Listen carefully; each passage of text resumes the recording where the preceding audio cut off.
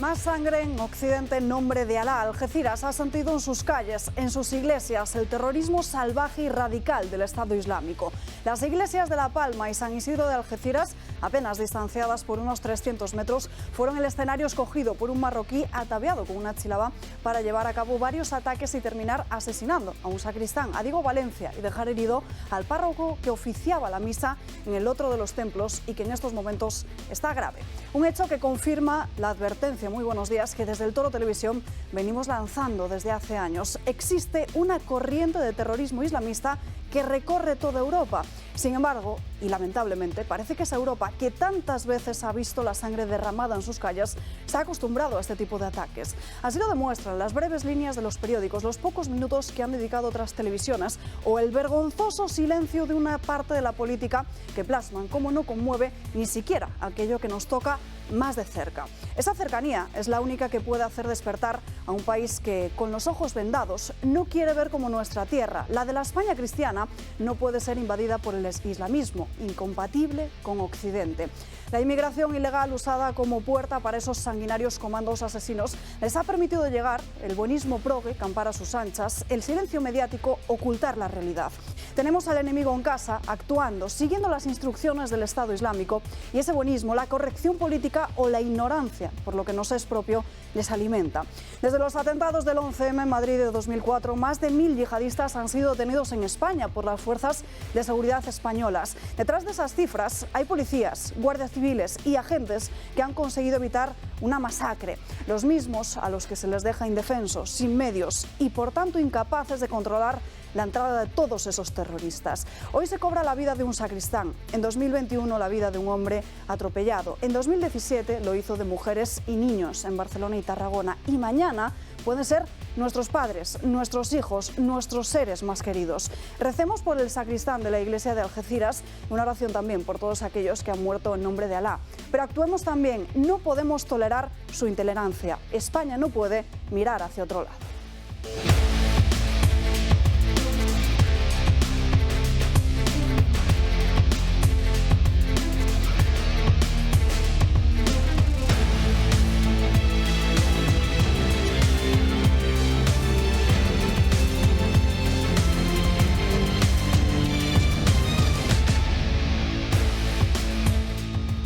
Centraremos buena parte del programa de hoy sobre lo que ha ocurrido en las últimas horas en Algeciras, pero también tendremos tiempo de hablar de otros asuntos. Saludamos a los invitados que nos acompañan hoy. José María Francas, muy buenos días. Pues muy buenos días. Pues mira, esta mañana entre Algeciras, Los Tanques y Albes teníamos todas las televisiones cubiertas hoy. Lo de Algeciras, te felicito por el editorial y abundo en ello en una cosa que ponía Julio ayer en su Telegram, que creo que es muy significativa, que es el titular del País a no sé qué hora de la tarde, cuando decía: el ataque en una iglesia de Algeciras deja un muerto y varios heridos. Y explicaba Julio que el sujeto era un ataque, ¿no? Los ataques es evidente que no se producen solos, los produce alguien. Entonces, a mí me ha chocado que esta mañana en las televisiones, cuando se hablaba de Algeciras, salía siempre un tema, que era Vox. Sí. Entonces, yo que sepa que Vox no es islamista, ni ataca con cuchillos. Entonces, no sé qué tiene que ver una cosa con la otra. Y lo que tenía que ver es que la reacción de Vox, que yo no sé ahora mismo cuál ha sido, porque la verdad es que no lo he mirado con profundidad, pues parecía que se separaba del consenso de todo el resto, que era algo parecido a decir que no pasaba nada, más o menos, ¿no? O que condolencias a la familia o qué tal, pero nada más, no hay... No, aquí habrá que analizar en caliente o en frío qué ha pasado y, hombre, no deja de ser chocante que las noticias que tenemos es que este señor, en teoría, era conocido. Suele ser habitual que los atentados en Europa se produzcan con gente conocido, que se le había tenido que echar hacía tiempo de España porque ya estaba previsto que le echaran. Suele ser habitual que pase esto y que no se les eche, con lo cual empieza a haber una serie de fallos que hacen que eso sea perfectamente previsible y, por tanto, fundamentalmente evitable. Entonces, podemos pasar la pelota al que comenta una cosa que sale del consenso, pero fundamentalmente la pelota la tendrá el que se saltó su responsabilidad y no actuó conforme correspondía en su trabajo profesional. Y de Vox tenemos hoy a Inés Cañizares. Muy buenos días, Inés. Hola, buenos días. Bueno, pues nada, por alusiones, ¿no? En primer lugar, nuestro mensaje y, bueno, por boca de nuestro presidente y el resto también, lógicamente, nos hemos sumado pues, a trasladar esas condolencias, ¿no?, a los familiares de las víctimas, de la persona fallecida, que por cierto, su mujer creo que también, o por lo menos... No ha fallecido, está ingresada en el Está hospital ingresada, porque ¿no? He visto que está en una al recibir situación, la noticia sufrió un efectivamente, ataque. ha sufrido un ataque al corazón, ¿no? Y, por supuesto que queremos dar nuestro pésame y acompañar a toda la comunidad de La Palma, ¿no?, y a todo el pueblo de Algeciras. Y efectivamente tenemos que agradecer el trabajo a la policía, a las fuerzas y cuerpos de seguridad del Estado, pero lo que está claro es que ya sabemos la autoría, a quién se le atribuye, y precisamente estamos hablando de un inmigrante ilegal, ocupa, y que además tenía una orden de expulsión desde el mes de julio.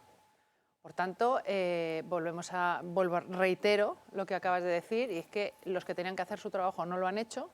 Aquí cerramos los ojos y abrimos las fronteras. Entonces yo creo que es hora de que efectivamente, si aquí hay una persona que está en una situación ilegal, pues hay que ponerla de patitas en la calle, hay que expulsarla, y entonces yo creo que es un momento propicio para precisamente no es utilizar de manera partidista absolutamente el dolor de nadie, sino poner de manifiesto, poner sobre la mesa y denunciar públicamente que Marlaska, una vez más, tiene que dimitir. Marlaska una vez más tiene que dimitir, porque las fuerzas y cuerpos de seguridad del Estado hacen su trabajo, pero aquí el que dirige el Ministerio del Interior es Marlaska y el que toma las decisiones.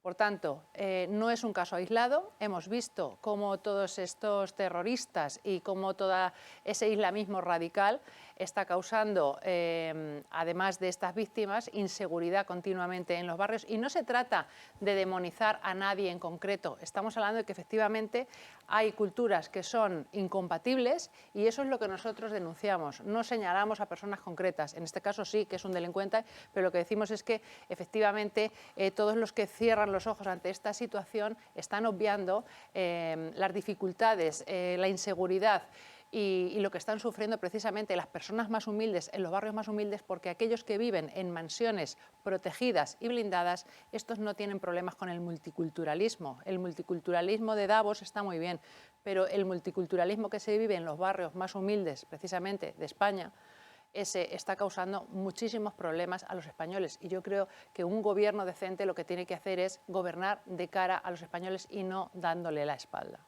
Enrique Calvet, muy buenos días. Pues, hombre, buenos y luctuosos, buenos le deseo a toda la mesa, por supuesto, y a los telepacientes, y evidentemente no puedo menos de empezar por expresar mi dolor y mi solidaridad con los familiares de las víctimas, que en este caso han sido en Algeciras, lo cual no es casual, probablemente, sino porque es una zona particularmente abierta o más proclive a este tipo de asesinatos y tragedias, ¿verdad? Por problemas económicos evidentes, por la fuerza que tiene ahí el narcotráfico, por toda una serie de razones. Por lo tanto, mis condolencias y mi tristeza. Después, bueno, como yo no pertenezco en este momento a ningún partido político, entiendo perfectamente que cada partido intente acercar el ascua a su sardina, pero es evidente que la solución no es fácil. También es evidente que no hay que esconder que esto es parte del yihadismo, ¿no? Y por lo tanto, de alguna manera, el terrorismo internacional, que España sabe muy bien cómo le azota, porque no hay que recordar que hay que recordar que el máximo atentado, el más brutal atentado, el número de víctimas que se ha producido se hizo en España, más que en Londres o en París, que también ha tenido lo suyo, ¿no? Y sí, yo creo que las autoridades tienen que extremar, sobre todo en ciertas zonas, la dedicación a aumentar la seguridad de los ciudadanos contra estas alimañas, no sé si enfervorizadas, endoctrinadas o impregnadas de mal. No puedo decir más, no va a ser la solución nunca fácil, ¿no? Antonio González Terol, muy buenos días. Muy buenos días. Bueno, pues unirme a las palabras de condolencia del resto de tertulianos, evidentemente, por los asesinatos cometidos, y llamar la atención sobre el tuit del presidente del Gobierno, que quiero leerlo porque yo creo que el lenguaje en estas circunstancias es importante. Te estás adelantando a Pero la quiero de trasladar hoy, ¿eh? mis más sinceras condolencias a los familiares del sacristán fallecido. No se ha muerto de un infarto, ¿eh? Asesinado. Ha sido asesinado. Yo entiendo que él quiera jugar, a compadrear, a tal. No es arrimar las cuernos a esta sardina, el lenguaje es importante. El de Feijóo también, ¿no? Bueno, yo hablo del presidente. No, lo digo. Mi pésame a la familia del sacristán fallecido y mis deseos de pronta Perfecto, recuperación a los perfecto. heridos. Al final, yo te digo, Pedro Sánchez es el jefe de las fuerzas y cuerpos de seguridad del Estado. Y el presidente del Gobierno ha dicho fallecido. El presidente del Gobierno tiene acusaciones muy graves sobre sus relaciones con Marruecos. Feijóo no. Por tanto, de las palabras de Feijóo se puede dirimir cualquier desliz. De 1000 asesores y de un tío que ha entregado el Sáhara a Marruecos, no. Vamos a distinguir entre unos y otros.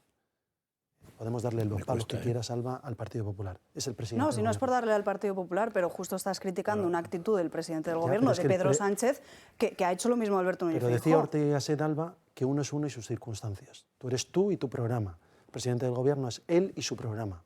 Y su programa dice que entregó a Marruecos el Sáhara. Que los servicios de información marroquíes le espiaron el móvil. Y todavía no sabemos por qué. Y compadrea. No puede estar en la oposición e intentar ser ecuánime. En las palabras de Feijóo puede haber ecuanimidad. En las palabras de Sánchez, con cada uno de sus actos, dudo mucho de su ecuanimidad. Lo dudo, personalmente. Dicho esto, lo importante aquí son los hechos acaecidos, que son terribles. Lo que viene ocurriendo, por cierto, con el apaciguamiento no está viniendo la paz, seamos conscientes, porque hubo quien dijo, no, es que los 192 muertos son culpa de la intervención militar de España en Irak, en la que nunca intervinimos en la Segunda Guerra de Irak y que sí que intervinimos en la primera, con Felipe González en la presidencia del Gobierno. Seamos justos, con el apaciguamiento nos están pasando estas cosas. Con lo cual, advertencia a aquel que dirige la política exterior y la política interior de este país, que es el que ha puesto este tuit. El resto somos oposición. Pueden hacer oposición a la oposición, pero la oposición somos la oposición. El Gobierno es responsable de los actos ejecutivos y de lo que hagan las fuerzas y cuerpos de seguridad del Estado y de la política que se tenga con un tercero. Y con los ciudadanos de ese tercero que vengan a este país. Sí, sí. Hablaremos de las posturas que han tomado los diferentes partidos políticos con estos hechos, pero antes vamos a repasar cómo fue ese ataque de ayer en Algeciras.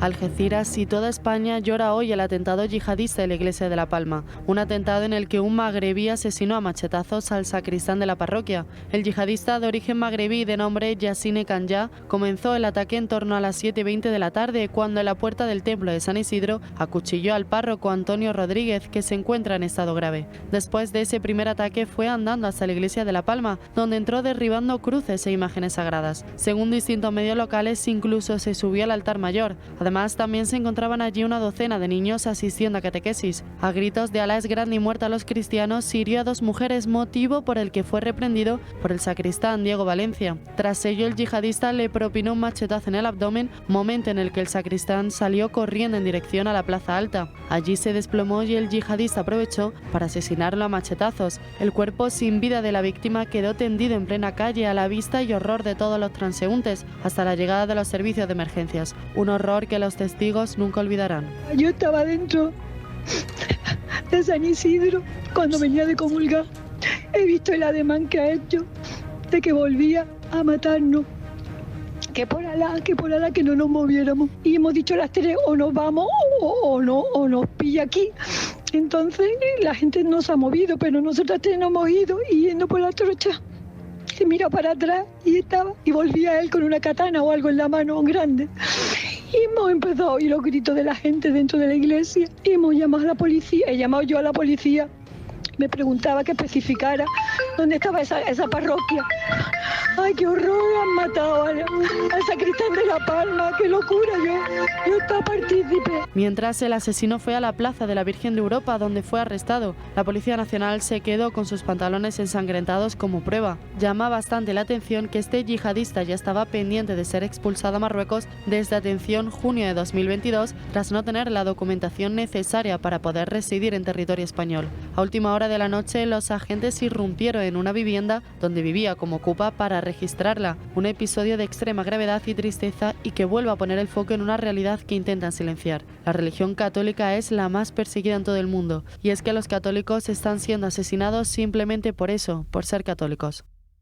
Insisto, ahora iremos con las reacciones de los diferentes partidos políticos, pero al final, como bien señalabas, Francas, el patrón se repite: marroquí, yihadista, ocupa e ilegalmente establecido en España, y con una orden de expulsión que nadie entiende, además, desde antes de verano. Sí, alguien no ha acertado ni una, porque claro, parece que la ocupación, estaríamos de acuerdo la gente, con cierto sentido común, que es un delito.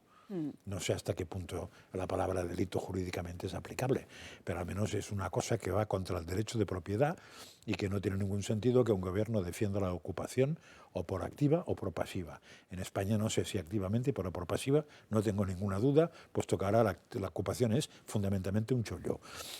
El tema de saltar las vallas, saltar las barreras, saltar las fronteras, entrar ilegalmente a un país, por activa o por pasiva, en España se fomenta sin ninguna duda, porque a la mayoría de casos no les pasa nada. Es más, en muchos casos son subvencionados una vez han pisado el suelo patrio. Es más, hemos sabido incluso que se les entregaba en su momento hasta incluso un móvil, un billete de avión, etcétera, etcétera, con lo cual se convierte lo que tendría que ser un delito, porque asaltar un país es como asaltar una casa, en una especie de vía perfecta para entrar y que te protejan. Entonces, caray, con todo esto yo no sé exactamente dónde vamos, ¿eh? Que eso hay que politizarlo o no, yo no sé si hay que politizarlo. Lo que yo deduzco como ciudadano de a pie es que la policía actuó bien en cuanto que seguía un pájaro, que no debe ser fácil porque hay bastantes pájaros en este país, lo tenía muy catalogado, lo habían pillado en una historia, estaba previsto que se le echara y alguien no lo ha hecho.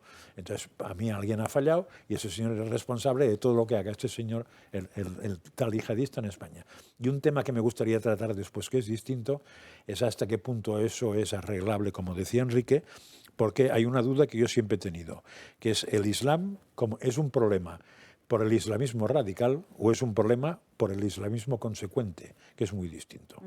No olvidemos que cuando uno es católico le dicen que perdone, y que su mandamiento es la caridad. Con lo cual el católico en serio no mata, al revés, pone la otra mejilla. Cuando uno es islamista y se lo toma en serio, le dicen que extermine al que no lo sea. Me parece que hay una distinción bastante importante que sería bueno pensar. Inés. Bueno, pues efectivamente yo creo que esto no es una cuestión de politizar, esto es una cuestión de poner sobre la mesa el debate, porque ahora mismo tenemos víctimas, tenemos una persona asesinada, tenemos personas heridas, y el propio asesino y el testimonio, lo acabamos de oír, ¿no? Ha dicho en nombre de cuál es el motivo por el que comete el asesinato. Es decir, aquí no hay que indagar ni hay que suponer, porque algunos partidos políticos, sobre todo los partidos del consenso progre, cuando hay otro tipo de asesinatos, rápidamente cuelgan la etiqueta a esa violencia y le ponen un nombre. Le ponen un nombre. Esto es violencia X. En este caso, esta violencia, ¿por qué viene? Viene por el origen precisamente, pues por su cultura, por su religión, que efectivamente, como acaba de decir el compañero, es incompatible con la nuestra, porque nosotros sí que somos tolerantes y nosotros sí que somos acogedores, pero también tenemos que hacer un ejercicio de saber a quién queremos acoger, porque si el extranjero que viene a España de manera ordenada y que viene a adaptarse sin perder, lógicamente, su idea, sus costumbres, su amor a su patria, pero viene a adaptarse a nuestras costumbres y es compatible, perfecto. Pero lo que no podemos dejar es las fronteras sin filtro, porque entonces luego pasan estas cosas. Y aun dejándolas como filtro, pueden suceder, oye, porque nosotros no podemos conocer las intenciones, ¿no?, reales de la persona que viene, pero bueno, al menos puede hacer un filtro, ¿no?, y que las personas entren por la puerta, no entren asaltando. Y precisamente aquí tenemos un caso que es lo que nosotros venimos denunciando. La inmigración ilegal es sinónimo, efectivamente, de delincuencia. Y este es uno de los casos. Y ha habido muchos más. No son casos aislados. Todas las semanas se producen. Y como digo, no estamos demonizando a una cultura en su conjunto. Estamos denunciando los hechos que están sucediendo. Entonces, creo que el Gobierno tiene la responsabilidad. Nosotros, desde luego, como oposición, estamos haciendo, bueno, pues en el discurso y en nuestros actos, nos hemos ido a Frontera Sur, estamos denunciando lo que pasa en Canarias, estamos denunciando lo que pasa en Ceuta y Melilla, que, por cierto, algunas exministras ahora dicen que Ceuta y Melilla son de Marruecos, ¿no? Y, efectivamente, en la política de bandazos de este Gobierno, que está entregado a Marruecos, precisamente lo que está generando es eso, víctimas e inseguridad. Entonces, ¿cuántos españoles más tienen que ser asesinados, no fallecer, asesinados, para que el Gobierno esto se lo tome en serio? Y como vuelvo a repetir, aquí abrimos las puertas de par en par y cerramos los ojos. Y esto no es una cuestión, como algunos dirán, de racismo, no, es una cuestión de realidades y efectivamente, seguramente que algunos partidos saldrán a decir que es que como son sus costumbres, ¿no? Porque claro, cuando hablamos de otro tipo de violencias y que nosotros denunciamos, por ejemplo, la violencia machista de la que se habla, la violencia machista es que hay matrimonios forzosos en España, que eso no forma parte ni de nuestras raíces, ni de nuestra cultura, ni de nuestras costumbres. Eso forma parte de otras culturas, y eso es violencia contra las mujeres. Eso es violencia contra las mujeres. O por ejemplo, bueno, pues todo el tema de los genitales igual, o sea, a las mujeres, las ablaciones.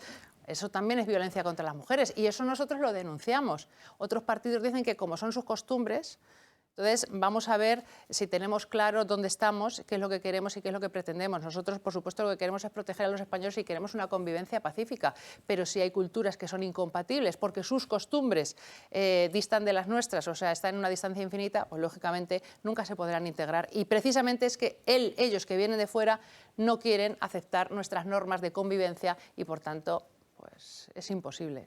Veamos precisamente las reacciones que han tenido los diferentes partidos políticos a través de las redes sociales, porque esto conocíamos los hechos pasadas ya a las 8 de la tarde de ayer y todos ellos salieron a través de sus cuentas de Twitter a condenarlo. El primero de ellos, el presidente del Gobierno, Pedro Sánchez, ahí lo están viendo. Quiero trasladar mis más sinceras condolencias a los familiares del sacristán fallecido en el terrible ataque de Algeciras.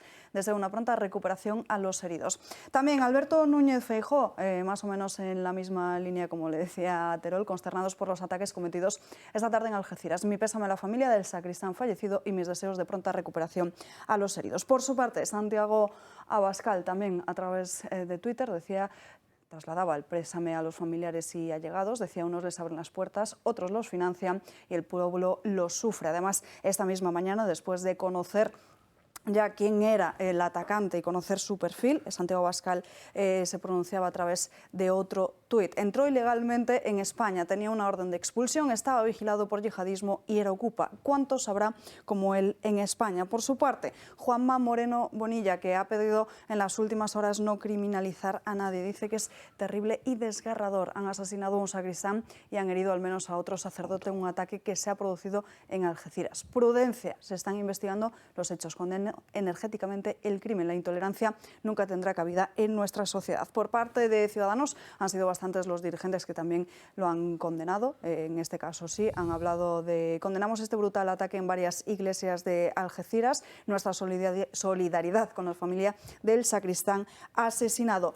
Desde la izquierda no teníamos reacciones por parte de Podemos en las últimas horas. Sí lo ha hecho Yolanda Díaz a través de este texto. Todo mi cariño y afecto de los familiares y amigos del sacristán asesinado ayer en Algeciras y todo el ánimo en su recuperación a las personas heridas. España, dice, es un país diverso y orgulloso de la libertad de culto. Vamos a conseguir que siga prevaleciendo la convivencia. Calvet. Que siga prevaleciendo la convivencia a machetazos. Así lo va a conseguir. Sí, vamos a ver. Se ha hablado aquí de muchos temas diversos. Si yo voy a lo más técnico y lo más práctico, bueno, pues se puede hablar de la inmigración ilegal y después se puede hablar de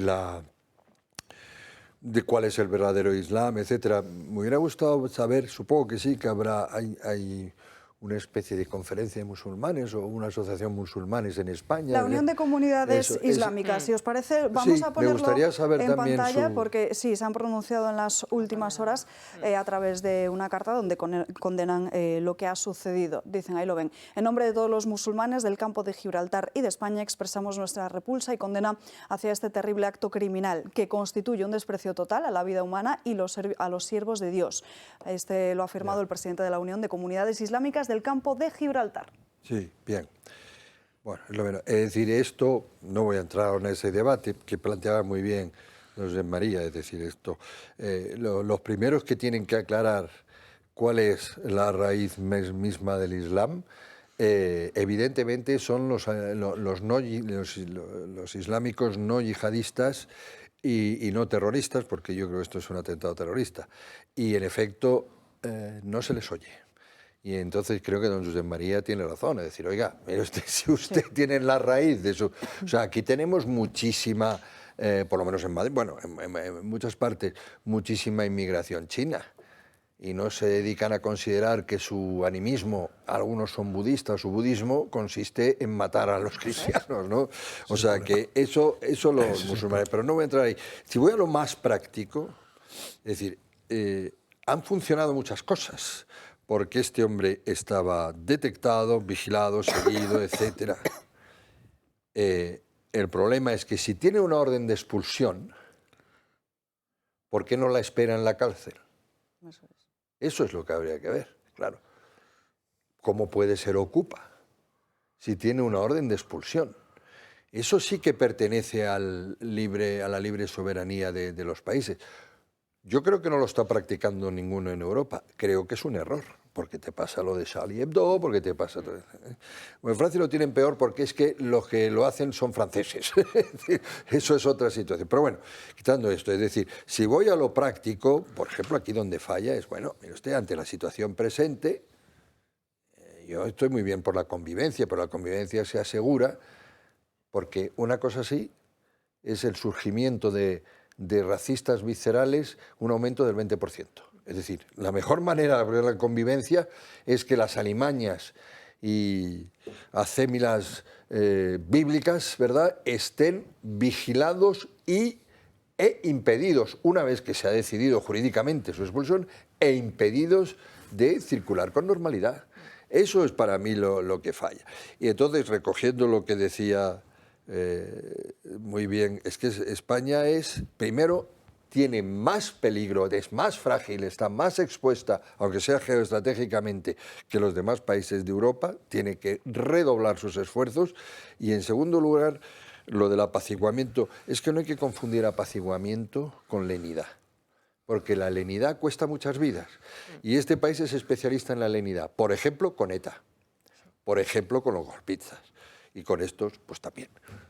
A ver, yo diría, de los comunicados que has leído de todos los políticos, yo la verdad es que si no fuera tiquismiquis los firmaría todos.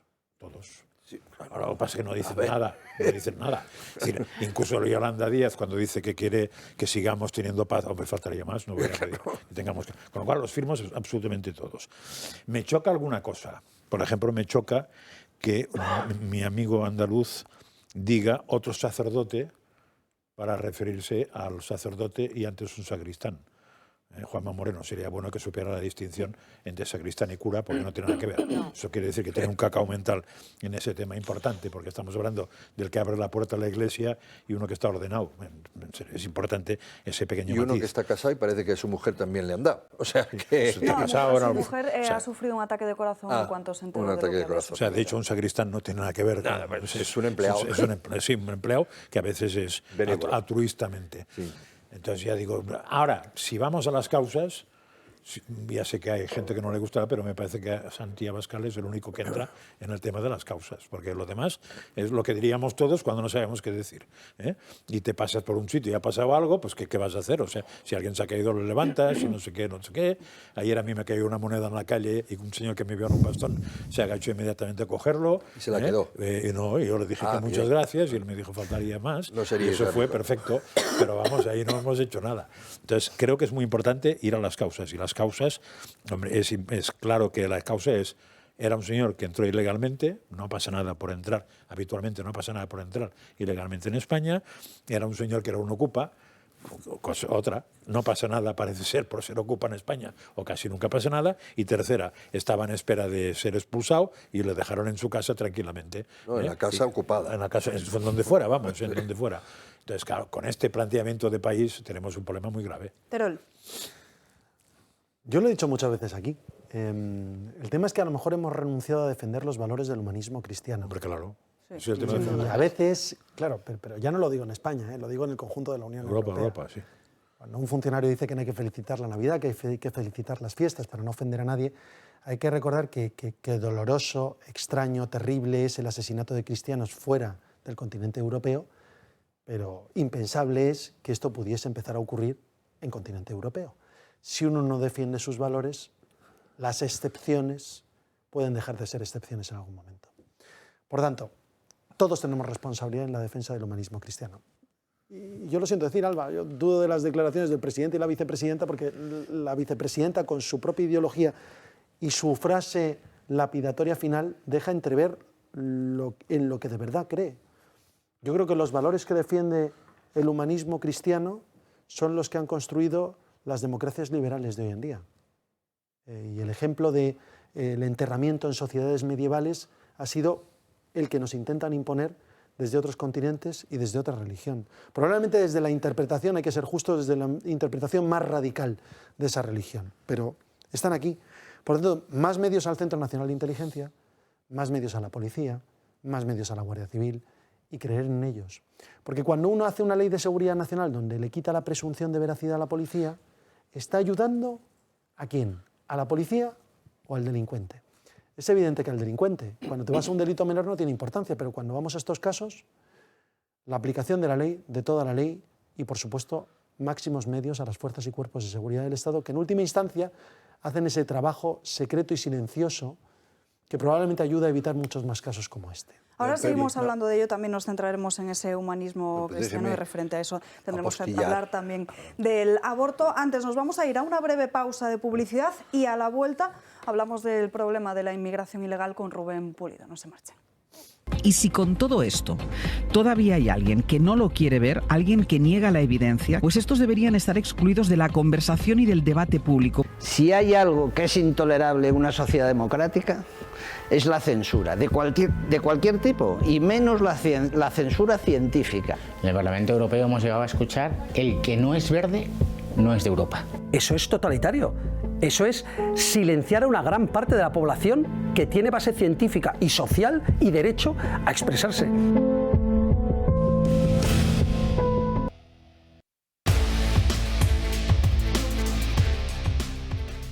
Estrena tu agenda del 2023 con las actividades del Club de Amigos. El viernes 27 de enero a las 11 de la mañana nos vamos al Museo Naval de Madrid para disfrutar de la exposición temporal Del Caribe al Canal de la Mancha, la Armada Española en la Independencia Americana, de la mano de Asunción Sordo, guía especializado del museo. Plazas limitadas.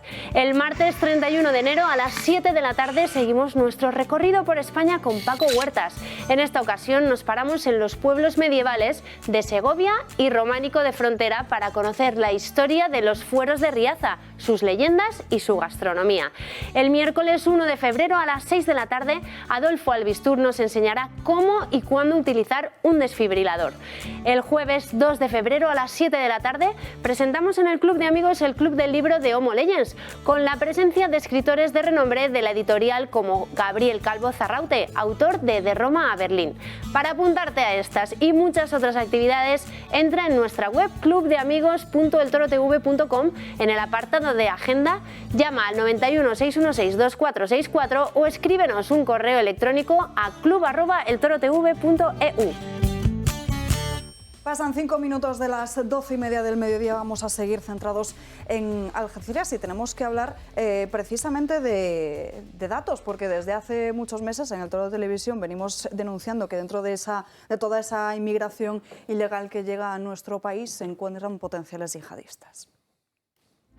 Yassin Kanja, presunto yihadista de Algeciras del que solo podemos afirmar una cosa, era marroquí, uno de los marroquíes que todavía no había adquirido la nacionalidad española, pero será de los pocos porque según los últimos datos del Instituto Nacional de Estadística, solo en 2021 de los más de 202.000 extranjeros a los que se les concedió la nacionalidad española, más de 59.000 eran de origen marroquí y representando un total del más del 29% de estas concesiones. Un dato sorprendente si vemos las proporciones de los siguientes países en la lista y con los que históricamente España sí ha tenido una mayor relación. Y si comparamos estos datos con los de criminalidad en España, pues bien, según el último informe del Ministerio de Interior recogido por EPDATA, solo del tercer trimestre del 2021 al del 2022, crímenes como las agresiones sexuales con penetración, los homicidios dolosos y asesinatos consumados, los hurtos y los robos con fuerza o violencia se han incrementado en más de un 32%. Y de acuerdo, no podemos conocer si el incremento de marroquíes está relacionado con el de crímenes, porque no se hacen públicos los datos de la nacionalidad de los agresores. Pero lo que sí sabemos, según el último informe de España y los desafíos que en seguridad afronta este 2023, realizado por el Real Instituto Elcano, es que la amenaza del terrorismo yihadista persiste en España, que entre los focos exógenos claramente se apunta a Marruecos. También que en las comunidades musulmanas que residen en nuestra nación se radicalizan adolescentes y jóvenes de segunda generación, descendientes de inmigrantes de países islámicos, y que, atentos a este dato, predominan los individuos de origen marroquí entre los yihadistas activos dentro del territorio español. Así que cuando hace un año Vox solicitaba revisar de oficio los expedientes de concesión de la nacionalidad española a los marroquíes, podía sonar excesivo, pero con los datos oficiales que sobre marroquíes y yihadismo conocemos a fecha presente, quizás ya no. De hecho, la formación de Santiago Abascal volvió a insistir a mediados de este enero al ministro Grande Marlaska para conocer más datos sobre la concesión de nuestra nacionalidad a los marroquíes y evitar así fraudes de aquellos que no renuncian a su nacionalidad de origen. ¿Merecen los españoles más información sobre quiénes y cuántos pasan a ser sus compatriotas? ¿Cuántos ataques yihadistas más ha de sufrir la nación? Y ahora sí, tenemos conexión ya en directo con Rubén Pulido, experto en inmigración. Muy buenas tardes, Rubén. Buenas tardes. Bueno, vemos que hay un denominador común, porque lo que hemos conocido de este terrorista es que tenía una orden de expulsión no ejecutada ya desde antes de verano, pero tampoco estuvo en ningún centro de internamiento. No, exactamente. Es que la medida cautelar de internamiento el gobierno la está dejando para, no sé para lo que la está dejando, pero para controlar este tipo de perfiles absolutamente no, porque no es el único ejemplo que vemos. En esta ocasión nos referimos a un terrorista, nos referimos a un yihadista, pero son numerosos los detenidos que tenían que estar en un centro de internamiento para extranjeros. Está ocurriendo últimamente mucho en Baleares, donde la delincuencia a causa de la inmigración ilegal ha aumentado de forma exponencial.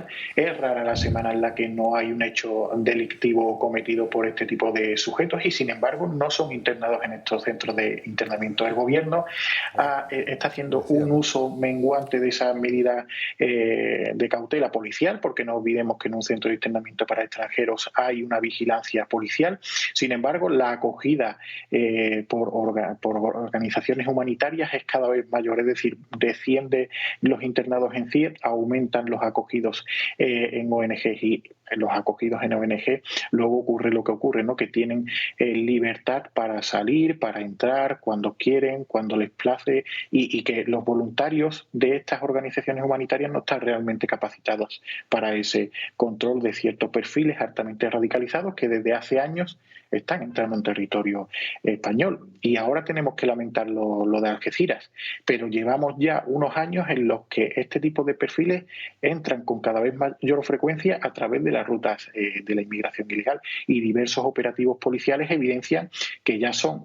Yo he estado esta mañana echando un vistazo a la información que me ha estado llegando durante estos últimos años, y desde el año 2020 he llegado a contabilizar hasta 16 yihadistas que han aprovechado las rutas de la inmigración ilegal para acceder a España. 16 yihadistas que, entre los detenidos en Barcelona, algunos que fueron detenidos en Madrid, otras detenciones que tuvieron lugar en Melilla y en Canarias, que estaban preparando estaban preparando un atentado, estaban preparados para cometer un atentado yihadista. Hemos lamentado una muerte, pero es que si esa vigilancia policial no hubiese sido tan efectiva, estos yihadistas de los que estoy hablando, que han sido detenidos desde el año 2020, podrían haber cometido un atentado y podríamos haber tenido que lamentar aún más muertes.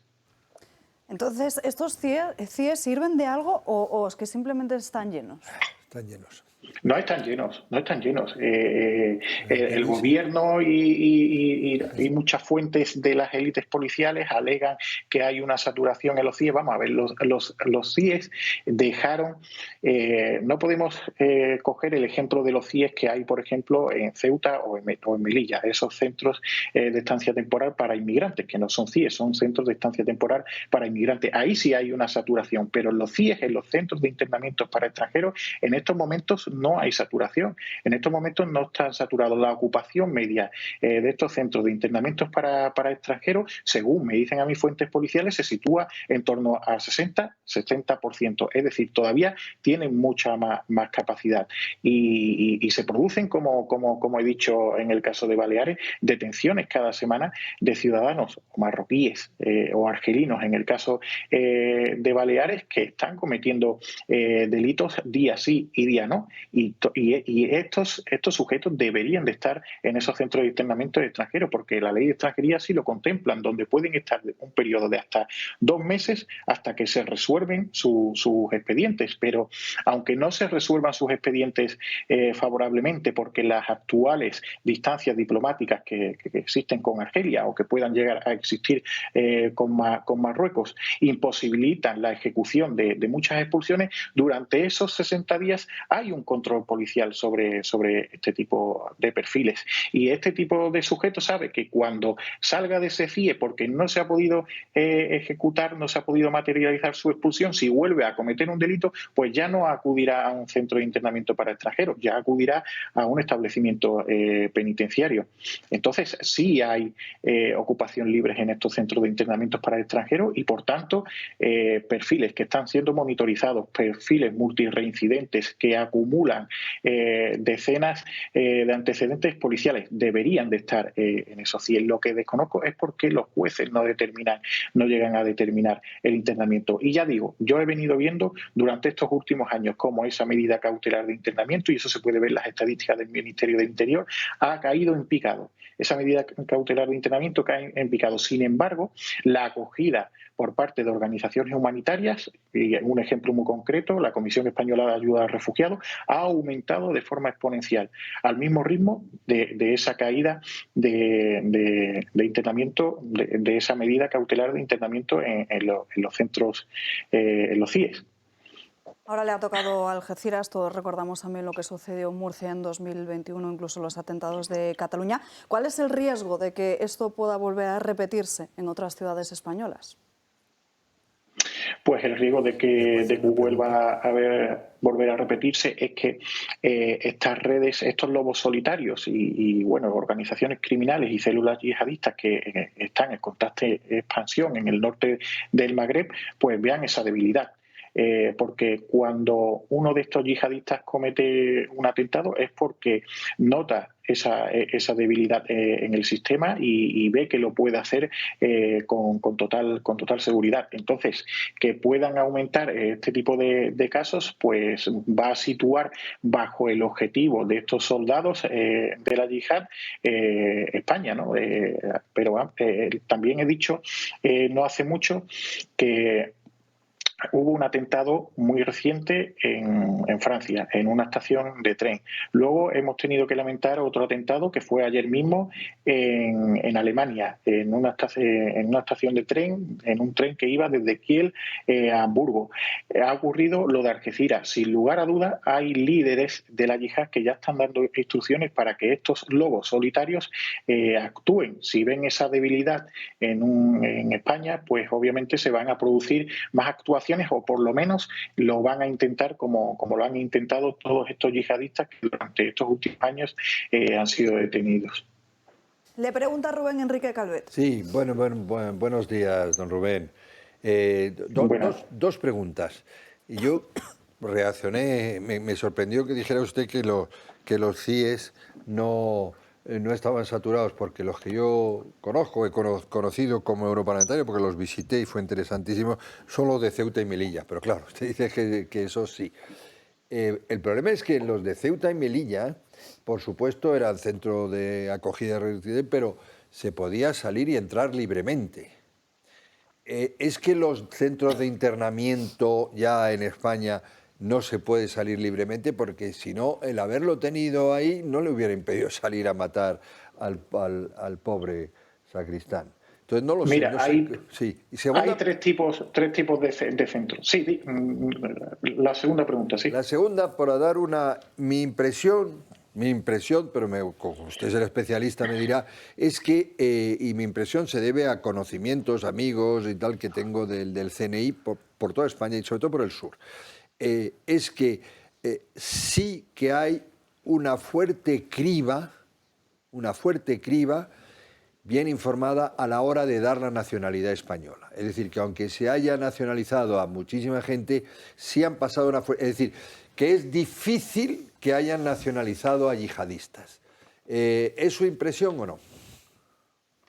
Sí, a ver, es que una cosa no está casada con la otra. Que estén entrando, no, que tengan la nacionalidad o no tengan la nacionalidad, no va a influir en un posible ataque yihadistas. Pero en cuanto a los centros, mira, hay tres tipos de medidas de control de la inmigración ilegal por parte del Ministerio del Interior. Están los centros de estancia temporal para inmigrantes, Ceuta y Melilla, donde sí que hay una semilibertad, donde sí que pueden salir, porque se supone que son unos centros de estancia temporal mientras se da resolución a solicitudes de asilo o mientras se produce la adjudicación de estos sujetos, se derivan a otros centros. Luego están los centros de atención temporal para extranjeros, CATE, que son centros gestionados por el Cuerpo Nacional de Policía, donde se internan durante un periodo máximo de 72 horas aquellos sujetos a los que se les va a ejecutar una orden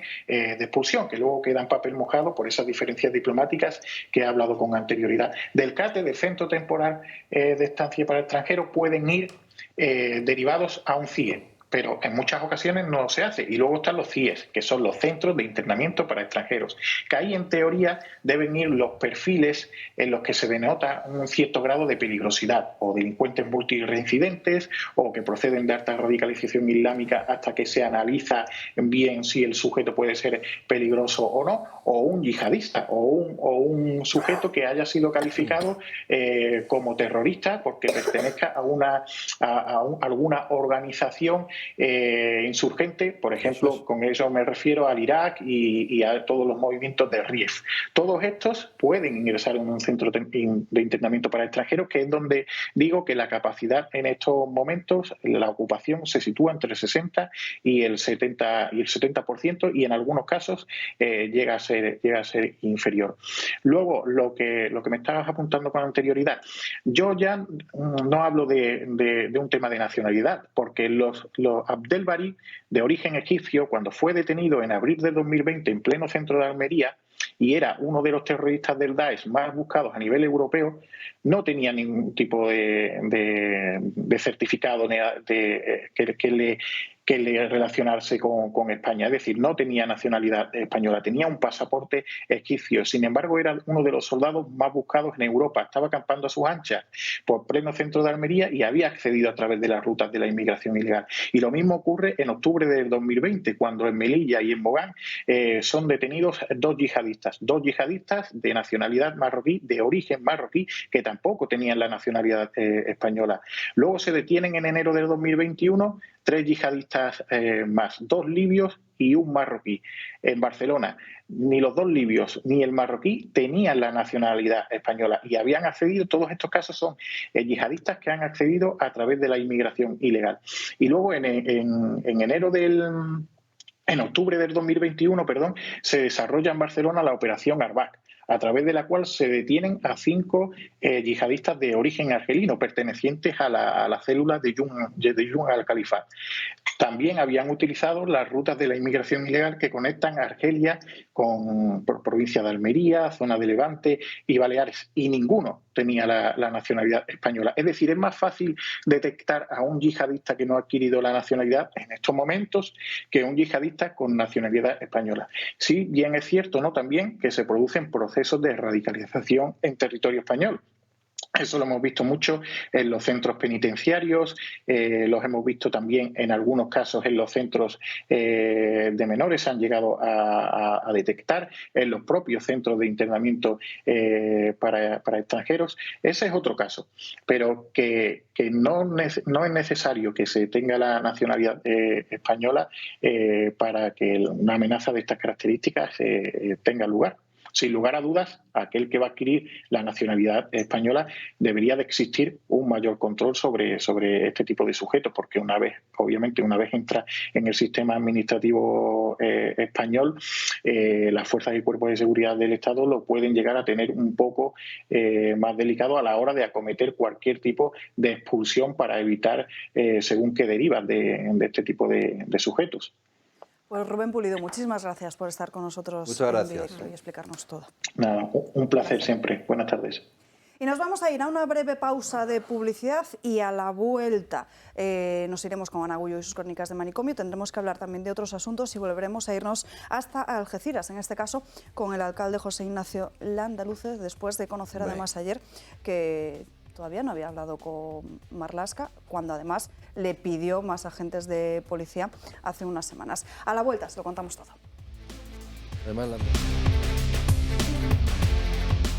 Seguimos dando caña y nos mantenemos en este mismo asunto de Algeciras. Francas.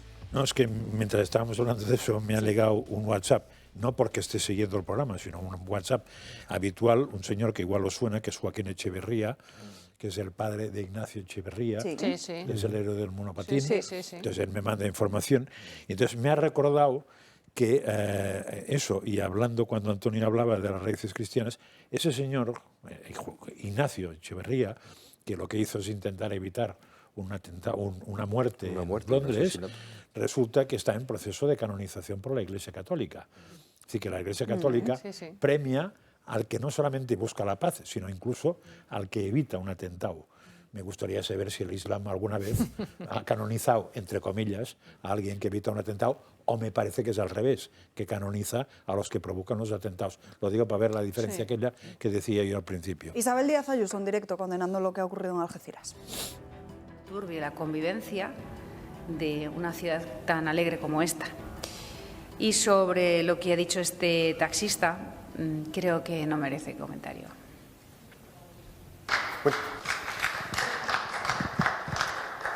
Muito bom dia. Hugo Garrido, para a SIC. A Câmara de Lisboa. Hemos pillado a medias esa condena de Isabel Díaz Ayuso. Se refería con lo del taxista a un portavoz de una asociación de taxistas que en las últimas horas ha proferido unas palabras bastante desagradables, la ha insultado directamente. En fin, hablando de Algeciras, Inés. No, pues yo quería decir también, incidir, ¿no?, sobre lo que acabamos de decir, que efectivamente este asesino, porque es asesino, todos son presuntos, pero está claro, ¿no? Muy presunto. Era ocupa, ilegal y con una orden de expulsión. Es decir, aquí vemos que el gobierno de Sánchez y su gobierno lo que hace es que protege a los delincuentes. Bueno, lo estamos viendo recientemente también, ya no solo con este caso, sino con la ley del solo sí es sí, donde lo que es una ley que propicia que efectivamente los agresores sexuales, los pederastas, tengan unas condenas menores, algunos incluso estén siendo excarcelados. Vemos que efectivamente ahora elabora un código penal ad hoc para sus socios preferentes, ¿no? Los golpistas, el tema de la malversación, el tema de la sedición. Y además, este gobierno es el principal responsable de ese efecto llamada, que provoca tres cuestiones. En primer lugar, el riesgo de que al no existir un filtro en las fronteras, pues eso, se cuelen estos delincuentes, estos terroristas, ¿no? En segundo lugar, porque los recursos que tenemos en España y que proceden de la recaudación de impuestos que pagamos todos los españoles, fruto de nuestro esfuerzo y de nuestro trabajo, esos recursos, una parte muy importante de esos recursos se está destinando precisamente a mantener a esta inmigración ilegal, fruto de ese efecto llamada. En tercer lugar, estamos viendo que lo que hace es poner en peligro a los españoles, a nuestros barrios y nuestra integridad territorial. Y entonces a mí me gustaría que todas las personas que nos están viendo conociesen que desde Vox hemos presentado un documento que se llama España Decide y en el que proponemos que en un asunto como el de la inmigración, que no es de derechas ni de izquierdas, sino que es un asunto de Estado, dadas las políticas de fronteras abiertas que han venido teniendo los distintos gobiernos de España, que se preguntase, utilizando el artículo 92 de la Constitución, que prevé que se puede llevar a cabo un referéndum, aunque no sea vinculante, pero sí consultivo, a todos los españoles, qué tipo de política inmigratoria, de política migratoria quieren los españoles. ¿Una política de fronteras abiertas o una política de fronteras seguras? A mí me gustaría saber si cada uno de las personas que nos están viendo, de los españoles que nos ven, cuando salen de su casa, cierran la puerta o la dejan abierta. Yo creo que la cierran, ¿no? Y dejan entrar en su casa al que llama y preguntan quién es. Pues eso es lo que queremos para nuestro país, porque al fin y al cabo nuestra frontera es la puerta de nuestra casa y tenemos que saber quién entra aquí y tendremos que dejar pasar a quien nosotros, bajo nuestro juicio, nos parezca correcto. Y dos cuestiones. Australia tiene unas fronteras seguras y blindadas. Todavía no he oído a muchos dirigentes de estos buenistas europeos y españoles hablar de que Australia es un país xenófobo racista. No. Australia tiene una política de fronteras protegidas. Desde siempre, además. Desde siempre, bien. ¿Y qué pasa? No pasa nada. Pues allí entran quien ellos quieren que entren, como tú en tu casa. Y por último, cuando decimos que vinculamos inmigración ilegal a delincuencia, quiero recordar que en el pasado octubre, en un acto que se celebró en Valencia, un inspector jefe de policía, Ricardo Ferris, dijo, con datos en la mano, o sea, esto no es una cuestión ideológica, estos son datos, evidencias, que efectivamente desde hacía 5 años ellos no manejaban delincuencia nacional, sino que prácticamente el 100% de la delincuencia provenía de la inmigración ilegal. Y por ese motivo el Gobierno, en vez de ponerse a estudiar el asunto y revisar estos datos y ver efectivamente qué es lo que está pasando en España, lo que hicieron fue cesarlo y destituirlo llamándole xenófobo y racista. Este es el Gobierno que tenemos en España. Por tanto, yo creo que es un Gobierno que en este aspecto también, en política de fronteras, en política exterior, gobierna de espaldas a los españoles. Sí, yo Inés, que a la pregunta que si dejaría la puerta abierta, tengo que reconocer que soy de una generación que la podía dejar abierta en su momento. He dejado muchas veces la puerta abierta en su momento. Ahora mismo ni loco, y además yo creo que es un ejemplo que pongo yo. O sea, si mientras no esté claro que la gente no quiera que en su casa entre cualquiera, no entiendo por qué a un país debe entrar cualquiera. De todos modos, y me parece que ya que estamos hablando más de inmigración que de yihadismo, me voy a inmigración, y sí diré, es realmente muy complicado cuando preguntas a gente experta en el tema, lo de expulsar a la gente, es muy complicado. Sobre todo porque el extranjero que salta la valla o que entra por algún sitio, lo que procura es que no se sepa dónde hay que expulsarle, con lo cual ningún país va a aceptar esa expulsión. Curiosamente, este señor que sentó se sabía perfectamente, con lo cual eso ya no era viable. Pero ¿eso qué quiere decir? Que si es tan difícil echarlos, solo hay una manera, que es que no entren. Claro. O sea, solo hay una manera de facilitar el tema de la inmigración ilegal, que es que las fronteras sean lo que su nombre indica, que es fronteras. Entonces, en el momento que una frontera no es frontera, no es frontera. O sea, podrá ser cachondeo, podrá ser lo que se quiera, pero no es frontera. Hay, me parece, ya 2 países en el mundo que, dado esa dificultad de poder devolver a no sé dónde la gente, han optado por comprar o alquilar un sitio para ponerlos. Creo que es Inglaterra o la pérfida Albión, y después no sé si notas Dinamarca, que no parece que sea extrema derecha. Una especie de isla de Ellis, ¿no? Sí, lo que sea. Han comprado una cárcel en otro sitio, los mandan ahí, ¿no? Si señalabais antes que esto era una de las consecuencias de las relaciones con Marruecos. Apuntaba también Inés esas palabras de la exministra Trujillo.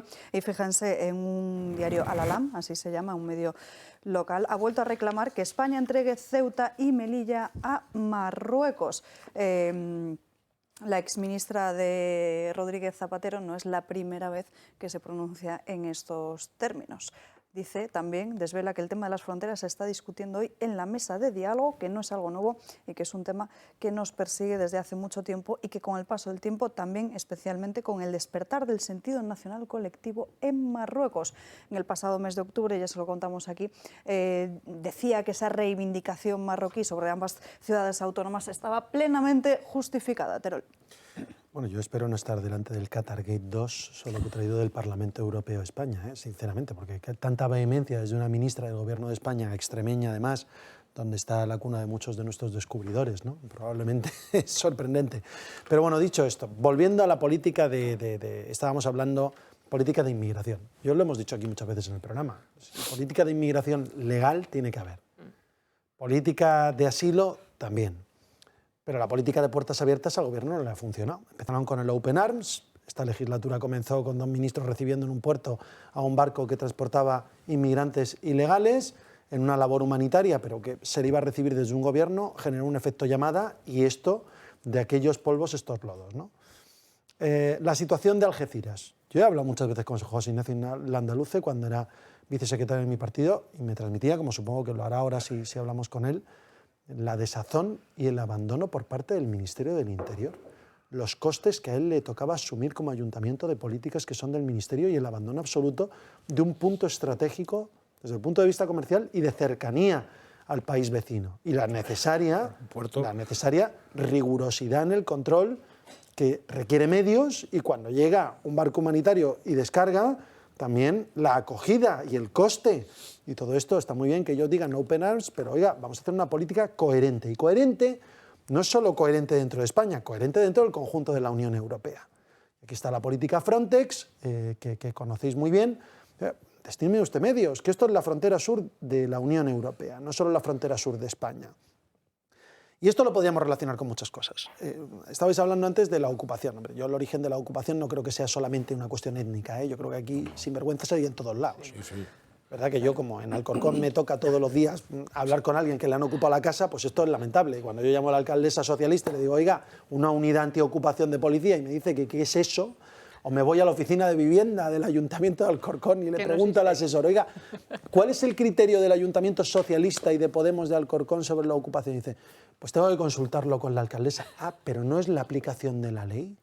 Esto es lo que supuran los miembros de la izquierda, los políticos de la izquierda, que no creen en la propiedad privada, como no creen en la mano dura, como no creen en la seguridad nacional, como no creen en tantas cosas. Por eso yo digo, y el caso de Algeciras es paradigmático por lo que ha ocurrido ahora, pero que viene ocurriendo en otros sucesos diferentes, con asaltos, invasiones, llegadas de barcos, es, oiga, de usted medios suficientes, insisto, ministro del Interior, que para lo que quiere usted los da.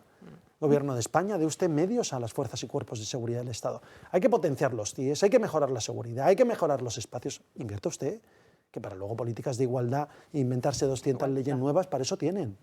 Noticia de última hora, ya tenemos fecha para la eliminación de la mascarilla en el interior del transporte público. El próximo día 7 de febrero se elimina esta obligatoriedad. Es la última de las restricciones que quedan vigentes por la pandemia del coronavirus. Recordarán todos ustedes como no hace muchas semanas la ministra de Sanidad, Carolina Darias, aseguraba que tenía que seguir la línea de lo que le decían los expertos. Bueno, a día de hoy todavía no conocemos cuáles son esos expertos y como ya veníamos anunciando desde hace varias semanas, suponíamos que la ministra de Sanidad tomaría esta decisión semanas antes de las elecciones. Bueno, pues finalmente el próximo 7 de febrero se confirmará esa eliminación, dejará de ser obligatorio el uso de la mascarilla en el interior del transporte público, lo que viene a ser en el interior del metro, del tren y también en el interior de los aviones, en el interior de los vuelos. Ya ayer por la tarde Fernando Simón decía que era cuestión de 1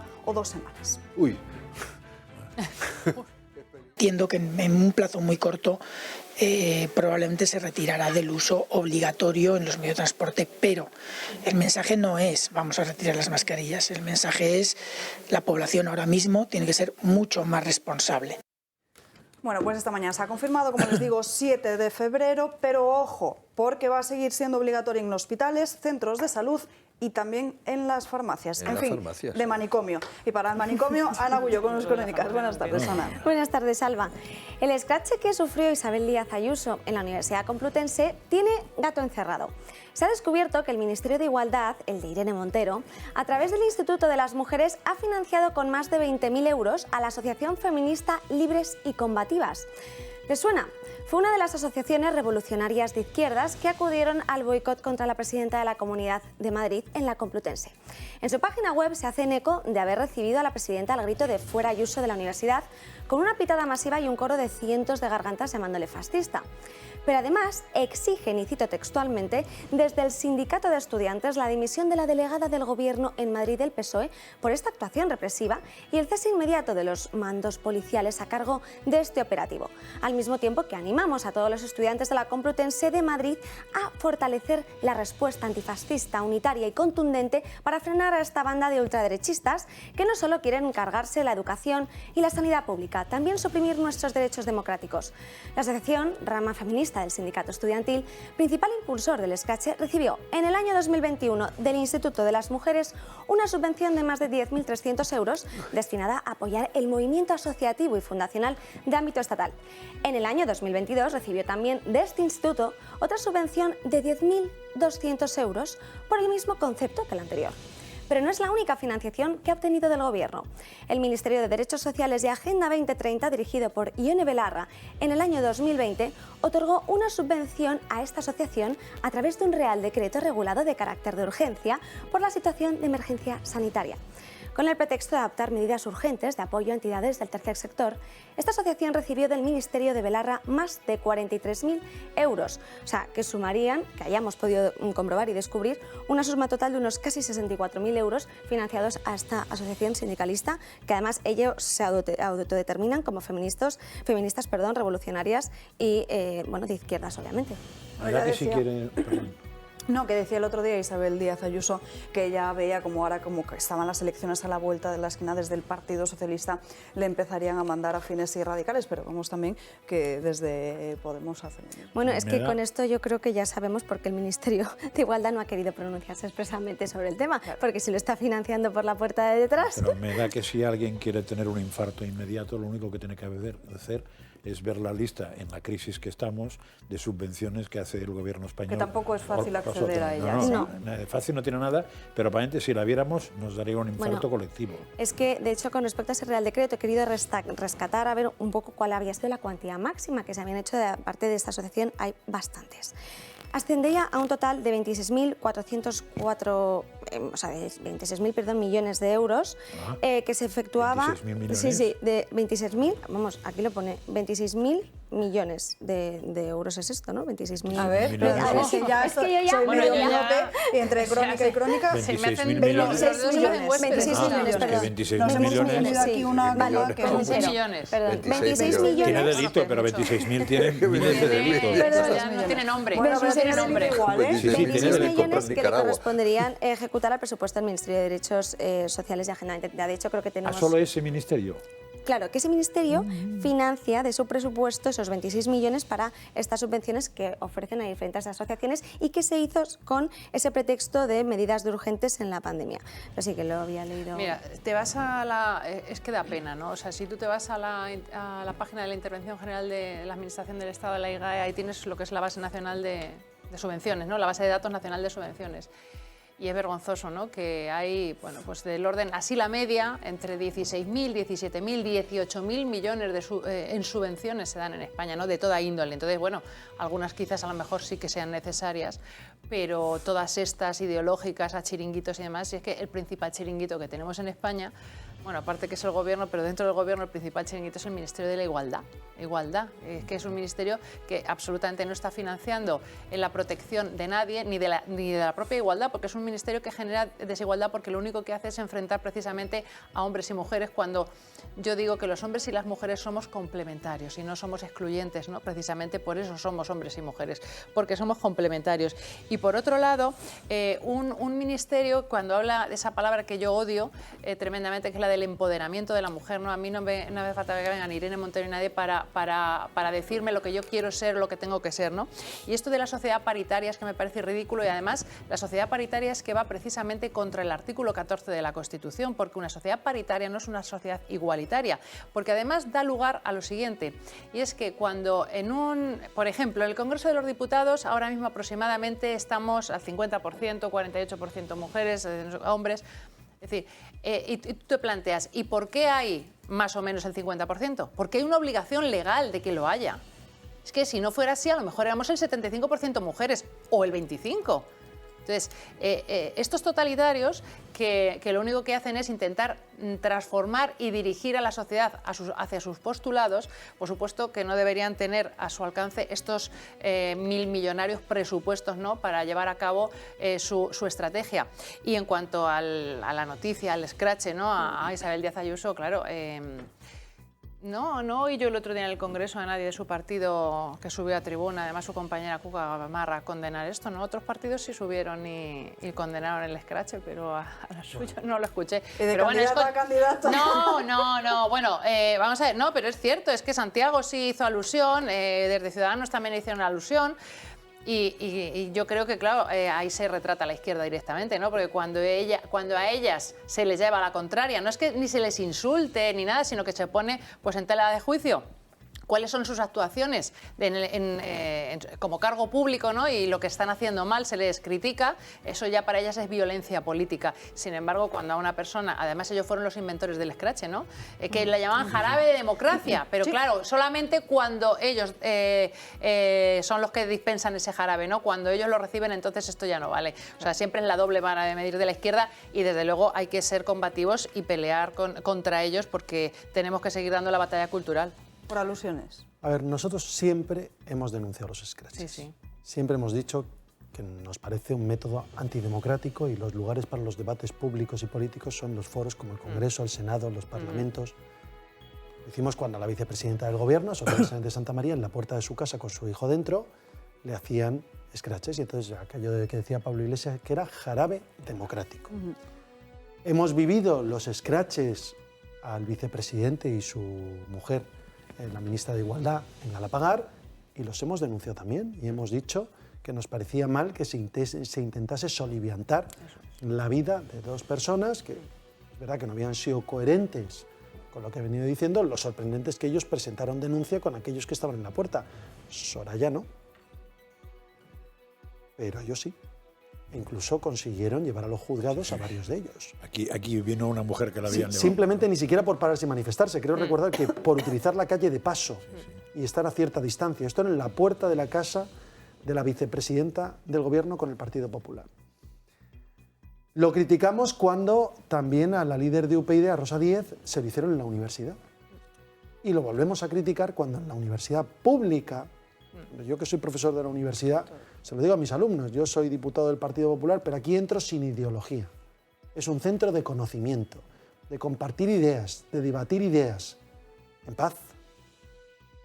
Que la universidad pública, en la Facultad de Ciencias de la Información, los futuros periodistas, sean los que quiten la palabra y coarten la palabra, cuando tienen que ser los primeros defensores de la libertad del uso de la palabra, a mí es lo que más me preocupa de todo esto, porque ya veis que Isabel, una mujer valiente, lo ha aguantado todo.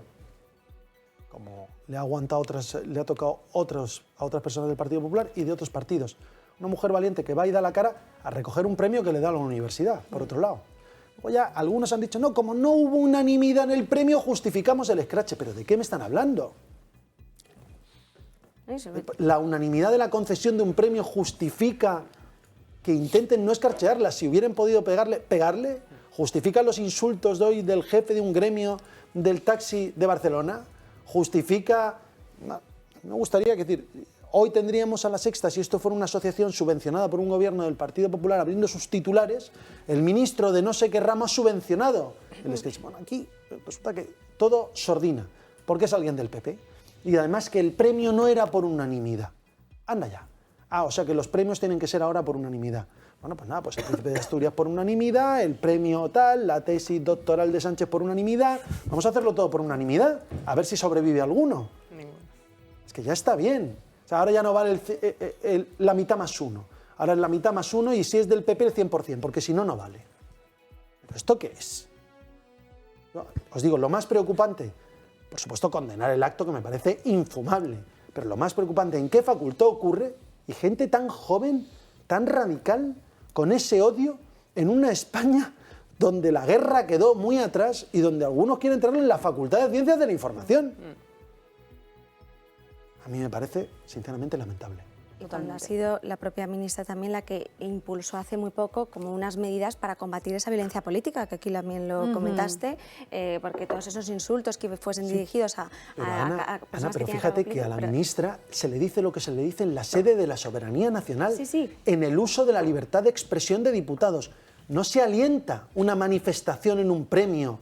No sé si me entendéis. Sí, pero en el Congreso a veces se sueltan muchas barbaridades y unas cuantas tonterías.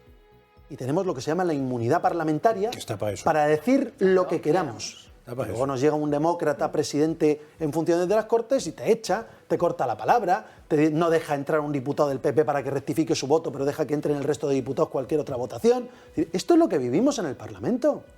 Pero no esto, en una facultad, en una universidad pública.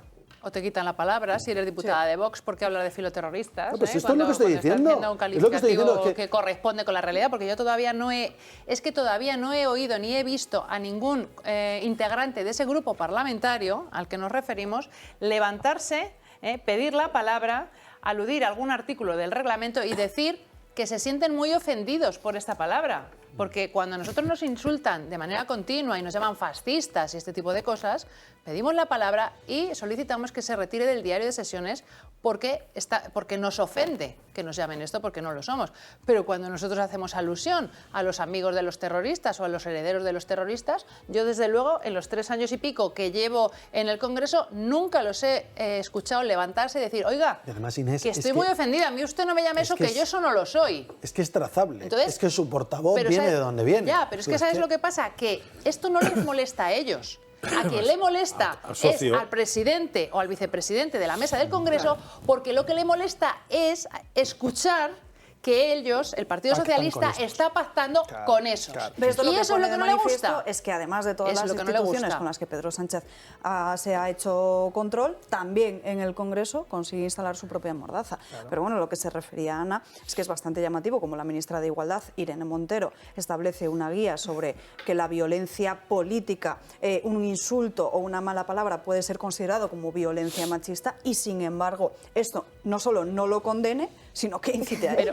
Pero si más insultante que fue ella con estos señores que le dijo que promovían la cultura de la violación, es que vamos a ver, ahí ya se pasó de frenada, pero y además es que nosotros cuando, como bien dice Antonio, en el Congreso de los Diputados, tú lo que estás es haciendo una crítica, que la puedes hacer con palabras más o menos gruesas, pero estás haciendo una crítica de lo que esta señora hace con sus políticas en el ejercicio de su cargo. Es que yo no me meto en su vida personal. Yo estoy diciendo que esta señora ha promovido una ley, la del solo sí es sí, que está poniendo delincuentes en las calles y que está poniendo violadores en las calles. Y por eso yo digo que ella es una nefasta política. O sea, entonces, porque eso no es un insulto, eso es una crítica, pero ella esto no lo acepta, porque se cree que está por encima del bien y del mal y que todo lo que ellas hacen está muy bien y es que tenemos que seguir sus postulados. Sí, vamos a ver, es un absoluto clásico de siempre que la izquierda totalitaria, antidemócrata y antisistema tiene como vía de actuación el activismo y el nuclear, no hay usted, es decir, el penetrar, el inocular las instituciones de militantes activos. Eso está hasta en los manuales. La diferencia de España, a diferencia de otros países, en otros países, por ejemplo, está infiltrada lo más fácil que tienen, la universidad, la verdad, incluso en Estados Unidos y tal, y aquí en España también, etc. Lo más difícil que suelen tener, el ejército. Pero aquí yo recuerdo que hay un antiguo jefe del Alto Estado Mayor, que ahora mismo es miembro activo de Podemos, y eso me resulta curioso. Pero lo que no sucede en ningún país de la Unión Europea es que estén en el gobierno. Eso ya es la nucleación máxima, porque ahí tienen el boletín oficial del Estado y tienen dinero que repartir. Esa es la anomalía española. Eso es lo que nos quitaba el sueño a los demócratas. Por eso Sánchez tiene la responsabilidad de tener un gobierno absolutamente antidemócrata en su espíritu y en su esencia, legal, todos lo sabemos. Pero eso es lo que nos quitaba el sueño, es decir, que los antisistemas, los totalitarios y en España los separatistas, que es otra cosa española, además llegaran bueno, los separatistas hace tiempo que estaban en el BOE, ¿eh? pero sus cómplices, digamos, los antisistemas, llegaran al BOE y al dinero, y además de manera totalmente impune e irrevocable, es decir, porque Sánchez no los puede tocar. Eso, evidentemente, pues es difícil que un país lo aguante, ¿no? Y el Ana bien Gullo, común. muchísimas gracias por estas crónicas de Manicomio. Y hablando de Irene Montero, vamos a hacer un repaso por lo que ha conseguido con su maravillosa de la ley del solo sí es sí, porque el contador de agresores sexuales beneficiados por esta ley no deja de subir. Totalmente escalofriantes los últimos casos que estamos conociendo de rebajas de condena y excarcelaciones. En La Coruña se han producido 5 rebajas de condena en las últimas horas. En uno de los casos, la Audiencia Provincial ha rebajado 6 meses la pena a un hombre condenado por abusar sexualmente y de forma continuada de su hija menor de edad. Fue condenado a 11 años de prisión y con la aplicación del sí es sí, esta sentencia se queda en 10 años y 6 meses de cárcel. Y al igual que las rebajas de condena, las excarcelaciones tampoco cesan. Pero lo más grave es que muchos de ellos tienen alto riesgo de reincidencia. Ayer conocíamos que la Audiencia de Lérida confirmaba la excarcelación de un peligroso depredador sexual, acusado de atacar a 19 mujeres, entre ellas varias menores. El agresor ha visto reducida su condena de 15 años a 6 años y 6 meses de prisión, lo que implica su inmediata puesta en libertad. Pero su caso no es el único que preocupa a las fuerzas de seguridad.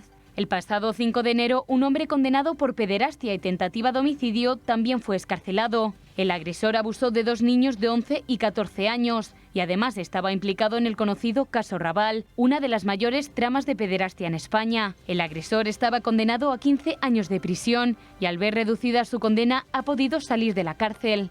Unos casos que se suman a otro que ha ocurrido en las últimas horas en Oviedo. La Audiencia Provincial ha ordenado la excarcelación de un hombre condenado por agresión sexual. Fue condenado a 18 años por 2 violaciones, un intento de violación y otro delito por tentativa de violación. Pero con la aplicación del sí es sí, su condena se ha reducido a 13 años y 7 meses y ha podido salir de la cárcel. Una ley que cada día suscita más polémica. El ministro de la Presidencia ha admitido que la norma ha tenido efectos indeseados. Se están produciendo efectos indeseados de esa aplicación. Y quien también se ha pronunciado ha sido Grande Marlaska. Hemos visto y observado, sí es cierto, pues algún efecto que no nos hubiera gustado ver.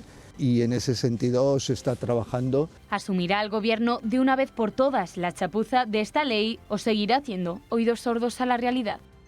Y en nuestra mesa, Eduardo Morán, muy buenas tardes. Hola, muy buenas, ¿qué tal todos? Bueno, hoy tenemos que hablar de la degeneración macular asociada a la edad. ¿Cómo podemos evitar o retrasarla? Sí, la DMAI, que la llamamos así, es una enfermedad que es por ir creciendo, ir siendo mayores, pero afecta, y es importante, hay más de 800.000 casos diagnosticados en España y hay muchos que están por diagnosticar, que es muy bueno que...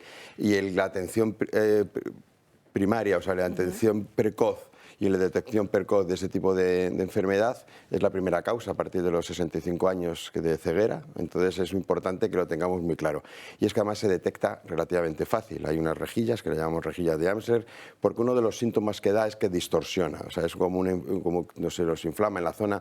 La mácula es la zona de la retina que ve con más detalle, con mayor definición, ¿eh? Entonces con la edad hay veces que hay una que se llaman seca y otras que son húmedas, entonces depende un poco el tratamiento, una va mucho más lenta que es la seca y es porque se trasvasa parte del contenido venoso y deteriora zonas de la retina. Y entonces hay un tratamiento para ello, en la seca es un poco más crónico en ese sentido, ¿no? Y es muy importante que a partir de los 65 años, dentro del todo el protocolo de examen visual, se haga esa prueba, que es una sencillita, que es mirar unos cuadrados, una rejilla de Amsler, para que ante cualquier deformación vaya al oftalmólogo para ver si realmente la retina está afectada o no. Vale, si la tuviéramos, ¿qué tendríamos que hacer para mejorar la visión? Pues lo primero hay que detectar si es seca, que eso lo hace el oftalmólogo, si es seca o húmeda, porque la húmeda va más rápida, más proliferativa y el daño es mayor, más rápido.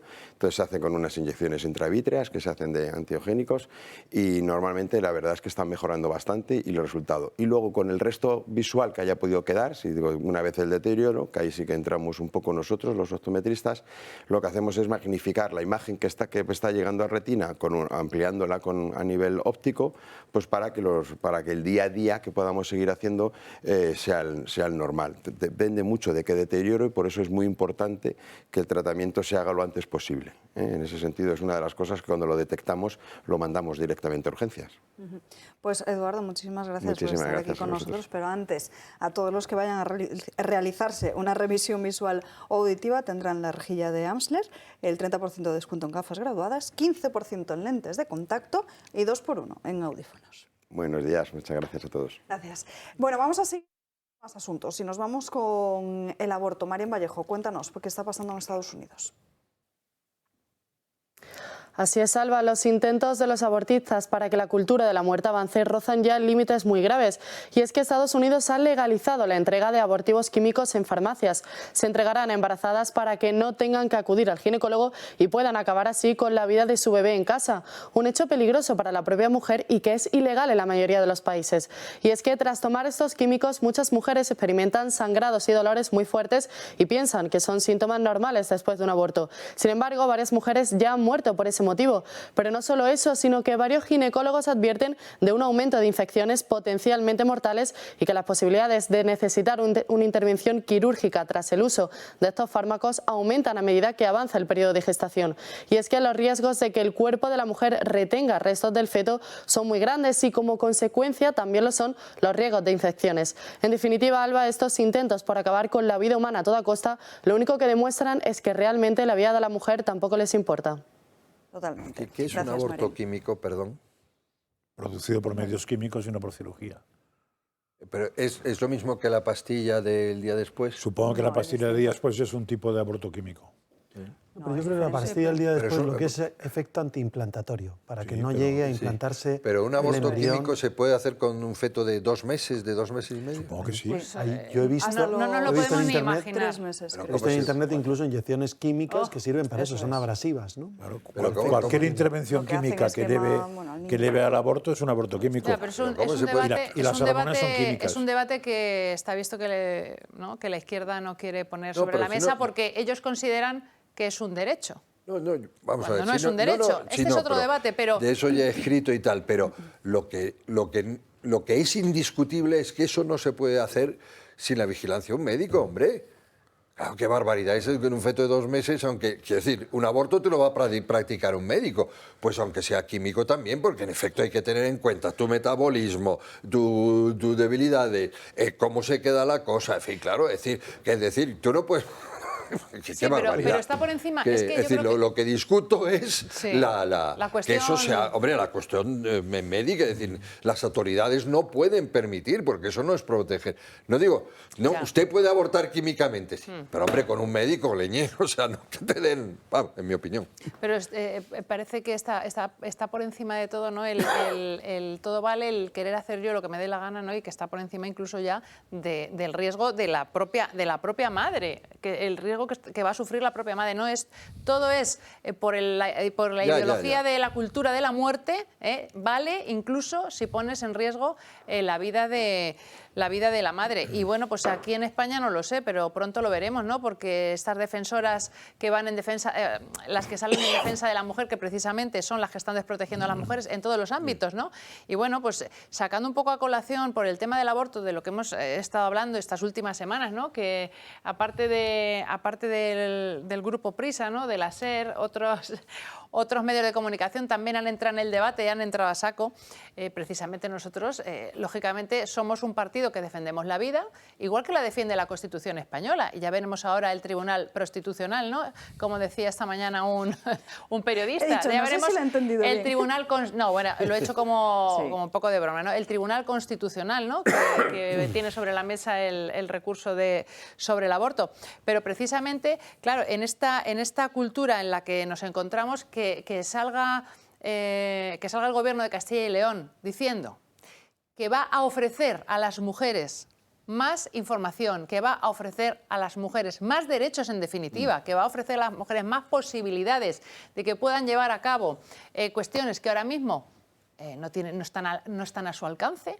Y yo pongo un ejemplo. En otras comunidades autónomas, las mujeres que van a que su embarazo le haga el seguimiento, o sea, seguido por un ginecólogo, yo creo que van porque quieren. A ninguna mujer embarazada le obligan a que vaya a hacerse el seguimiento o la llevan a punta de pistola al hospital. No, ella va porque considera que su embarazo debe seguirlo un ginecólogo. Hace 100 años o 150 años a lo mejor eso no existía, pero como consecuencia del avance de la ciencia y de nuestro estado del bienestar, dentro de la sanidad pública a las mujeres se les da la posibilidad de 3 ecografías durante el embarazo, 3 analíticas, un seguimiento, la preparación al parto y una serie de cuestiones. Bueno, pues nosotros en Castilla y León lo que hemos hecho es reforzar la sanidad pública, dar más servicios a las mujeres. ¿Y cuál es el problema? Eso no quiere decir que sea obligatorio, el que no la quiera coger, que no la coja, pero a lo mejor una mujer sí está interesada en escuchar el latido fetal o bien en una ecografía 4D que no está al alcance de su mano y que es un dinero que tendría que pagar y que si tuviera que ser la sanidad privada. Si la sanidad pública lo ofrece, ¿dónde está el problema? Claro, aquí ya esto suscita otro debate distinto, que es el del derecho a la vida. Bueno, pero desde luego las medidas que se propusieron en Castilla y León nada tienen que ver con ese debate que nosotros queremos que por supuesto que se ponga encima, vamos, estamos dispuestos a debatir sobre el tema, ¿no? Que se ponga sobre la mesa. Pero efectivamente estamos asistiendo en España concretamente y en otros países del mundo en que aquí parece que lo que prima es la cultura de la muerte, ¿no? El aborto, la eutanasia, cuando realmente yo creo que lo que tenemos que defender es precisamente la vida de las personas, porque ahora sí que defienden los derechos de los animales o defienden al planeta, ¿no? Con el fanatismo climático y sin embargo el derecho a la vida de las personas parece que queda relegado a un segundo lugar. Entonces yo creo que lo que estamos haciendo o lo que están haciendo, tratando de hacer es deshumanizar realmente a la civilización, ¿no? Totalmente. Nos vamos rápidamente a una pausa de publicidad, la última del día de hoy y enseguida volvemos. Voy. De que nace el Club del Libro de Biblioteca Homo Legens, un espacio único en el que cada mes podrá escoger los 2 libros que usted desee de nuestro amplio catálogo. Para formar parte del Club del Libro de Biblioteca Homo Legens ponemos a su alcance 2 tipos de suscripción. Por un exclusivo precio llévese 24 libros al año, valorados en 500 euros, sin gastos de envío y muchas más ventajas. Puede darse de alta en homolegens.com o puede llamarnos al teléfono 910059942, escribirnos a clubdellibro@homolegens.com o enviarnos un WhatsApp al 608 02 8273. ¿A qué espera para ser parte del Club del Libro de Biblioteca Homo Legens?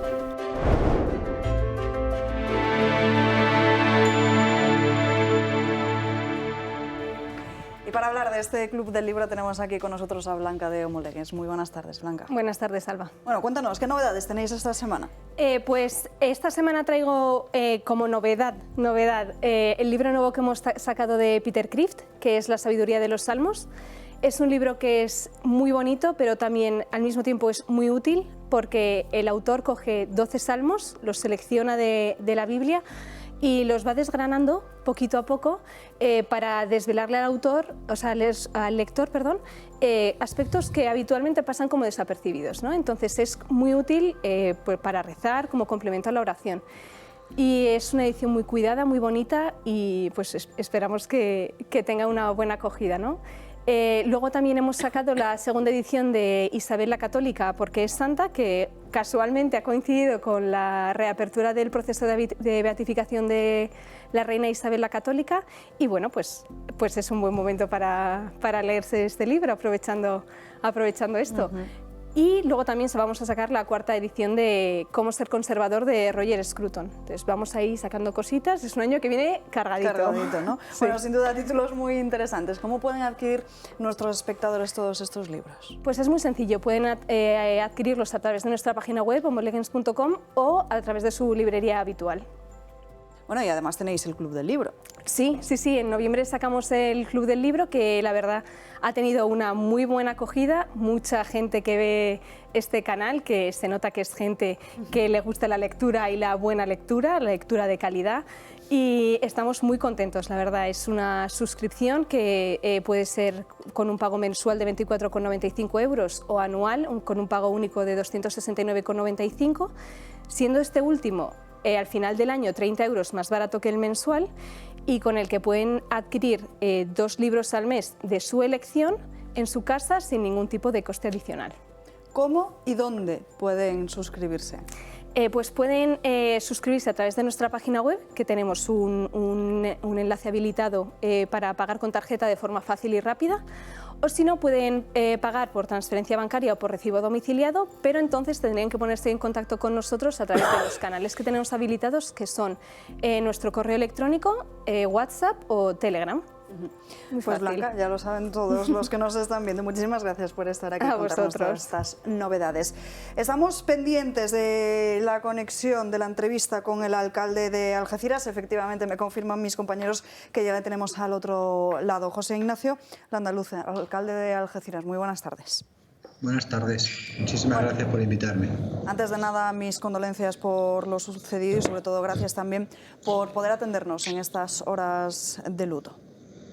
Muchas gracias. Están siendo muy atentos y muy delicados todos sus compañeros y ustedes, por supuesto, en esta situación y esta vivencia tan dura y tan difícil y tan sorprendente.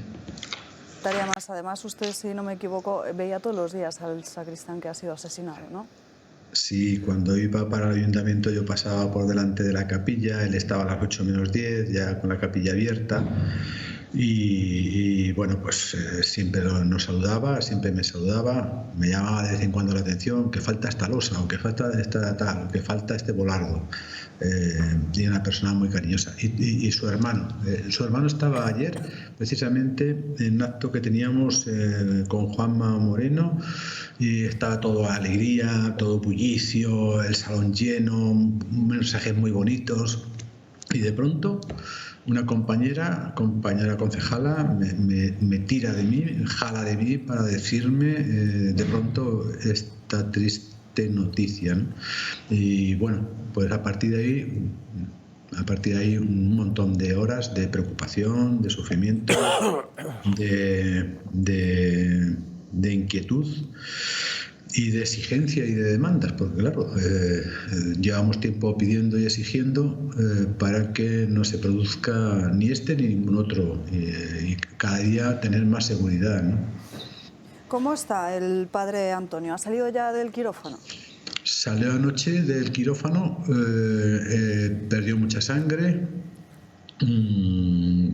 Ha sido cuestión de milímetros que no seccionase la médula, se detuvo la hoja del cuchillo en la vértebra, y puede que incluso hoy, a última hora del día, pueda ser dado de alta. Tal vez el problema no haya sido tanto ahora mismo para del alta, cómo se encuentra de su herida suturada y después del quirófano, sino la cantidad de sangre que perdió. Ayer estaba la camilla llena de sangre, su ropa llena de sangre, perdió mucha sangre, y bueno, tiene una edad importante ya, ¿no? Que esto te debilita más que una gente joven. No sé si conoce también el estado de salud de la mujer del sacristán, porque nos llegaba a través de las redes sociales que había fallecido. Esta mañana hemos podido saber que había sufrido un ataque de corazón al enterarse de la tragedia. No sé si nos puede decir cómo está. Tiene un problema respiratorio, una insuficiencia respiratoria, y después de ese disgusto, pues imagínese usted cómo te agrava cualquier patología, ¿no? Y bueno, pues sí, se corrió que había sufrido un infarto y que había fallecido, pero no, está en el hospital, está controlada, ha sido controlada, está monitorizada, está bien. Y está bien físicamente, pero está recuperándose. ¿Ha conseguido hablar ya con el ministro de Interior, con Fernando Grande Marlaska, para que le aporte detalles de la investigación? Porque ayer leía unas declaraciones suyas en diferentes medios de comunicación y aseguraba que no tenía todos los datos. Eso era ayer, hoy igual. Todavía no, todavía no, y no lo entiendo, porque de verdad es... A ver, cada vez que ha hecho falta tener una coordinación entre administraciones y el que el ayuntamiento colaborase con el Ministerio del Interior para cuando la crisis de la inmigración pusimos a disposición del Ministerio medios, materiales, humanos para colaborar, como es nuestra obligación. Cuando ha habido que colaborar para tener un centro de internamiento de extranjeros, hemos colaborado.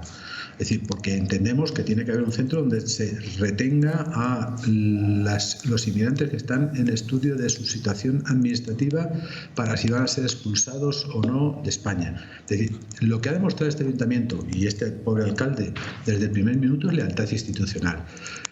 Bueno, pues el ministro Grande Marlaska vino a visitar las instalaciones que habíamos cedido a la Policía Nacional, Algeciras. Ni me llamó, ni tuvo la deferencia de una pequeña llamada telefónica, eso que venía a Algeciras y a la casa o a instalaciones de Algeciras. Ahora ha mandado una nota ahora mismo que me acaban de estar enseñando ahora mismo mis compañeros según los teletipos, de que me ha invitado esta tarde a las 5:30 a una reunión. Bueno, no le hubiese costado nada haber pegado un telefonazo, haber agradecido que fue la policía local quien detuvo a este asesino, haber dicho que bueno, la policía local tiene patrullas cubriendo el espacio que debería tener diariamente más la Policía Nacional, que necesitamos. Él sabe que le voy a pedir lo que es verdad y que es urgente, más medios policiales, más guardias civiles, más policías, pero te lo dicen los guardias y los policías que están muy justos, que necesitan aumentar el número de compañeros porque están muy sobrecargados de trabajo, que necesitamos más capacidad de investigación, más capacidad de inteligencia para tener información y abordar cuáles son las realidades y prevenir y atajar lo que se pueda ocurrir. Eso lo sabe él y se lo voy a pedir. Me haga caso o no me haga caso, yo se lo voy a seguir pidiendo.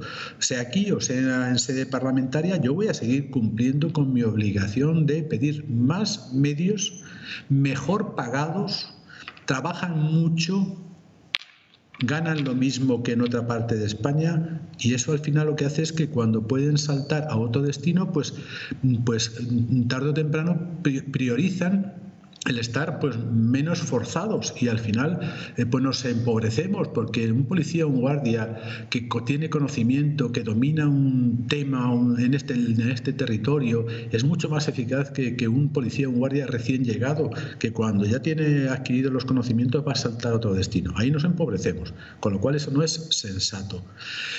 Y yo al ministro le voy a pedir que necesitamos más policías, más guardias, mejor pagados. El plan Campo de Gibraltar, el plan de especial singularidad para el Campo de Gibraltar, para ellos tiene que estar reconocido. Le pregunta a Josep María Francas. Sí, igual la pregunta la acaba de responder ahora, porque en su primera respuesta ha hablado de que pedían, ustedes pedían, para que eso no ocurriera ni esta vez ni ninguna. Y ahora acaba de hablar de peticiones. ¿Se refería a esas peticiones? Sí, siempre lo he pedido, primero porque soy bastante cansino y porque me obliga el tener que hacer las cosas como creo que necesitamos todos. Yo pongo a disposición continuamente nuestras fuerzas, nuestros medios, nuestras capacidades para colaborar, para que todos trabajemos codo con codo y potenciar lo que podemos aportar cada uno. En vez de un factor de sumación, al final haces un factor de multiplicación. Y lo mismo pido. Estamos en alerta 4 a nivel nacional. Estamos en alerta 4 y eso significa que estamos en una situación de bastante riesgo potencial. También, si nosotros nos fijamos que por aquí pasan cientos de miles, es decir, millones de personas al cabo del año, hace que entre esas millones de personas puedan meterse alguno que sea de este corte radical. Parece ser este individuo, este asesino, ha venido en patera. Parece ser que no es la primera vez que entraba en la península ibérica, pero habrá que verle, porque la mirada que tiene de las distintas fotografías que he podido ver no es una mirada de alguien que está ido, no es una mirada de alguien que no está de acuerdo. Tampoco tiene el temor de quien ha sido detenido después de hacer esta barbaridad, ¿no? Estas barbaridades.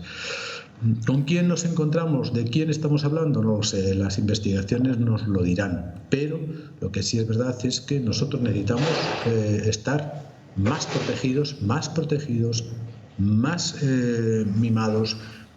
Para estar más protegidos y más mimados, vuelvo a repetir, lo que necesitamos es que nuestros guardias, nuestros policías, nuestro policía local, todos ellos tengan más medios, sean más numerosos. Yo he sacado una dotación de nuevos policías, 63 nuevos policías locales. Lo mismo que he hecho yo desde el ayuntamiento, que soy muy pequeñito, lo puede hacer el ministerio, que es muy grande, de también dotarnos de más capacidades de, vuelvo a repetir, medios materiales, para que estén más protegidos los policías y los guardias, más compañeros policías nacionales y guardias civiles, y después más investigación, más inteligencia. No sé cómo se puede denominar esa investigación o esa inteligencia, ¿no? Es decir, dedicar esfuerzo desde el Centro Nacional de Inteligencia, dedicar de esfuerzo desde los medios que tienen esa capacidad y esa responsabilidad. Alcalde, al tiempo que nos está respondiendo, se están cruzando las declaraciones, porque desde el Ministerio de Interior lo que dicen es que tras la llegada de Pedro Sánchez al poder se ha incrementado en un 31% el número de efectivos en la ciudad gaditana. Bien, mire usted, después de lo de Zapatero, que dejó esto hecho un desastre económico, disminuyeron el número de plazas de muchos funcionarios porque, bueno, se tuvo que apretar las tuercas para sacar España adelante del atolladero que fue la crisis. Una crisis además agravada por tomar decisiones tarde, mal y de cualquier manera, y de pronto soltar el gobierno como que si quemase. Eso hizo que se empobreciese el número de plazas de policías y de guardias civiles, de que las academias tuviesen menos plazas. Yendo a la normalidad, se empezó a dotar de más plazas. Empezó ya el ministro Zoido, recibió ese mayor número de policías y guardias civiles saliendo de las academias, el gobierno siguiente y el ministro siguiente. Y es verdad que han cubierto más plazas. ¿Son insuficientes? Y no voy a ocultarlo. ¿Que se ha dotado? Sí. ¿Es suficiente? No.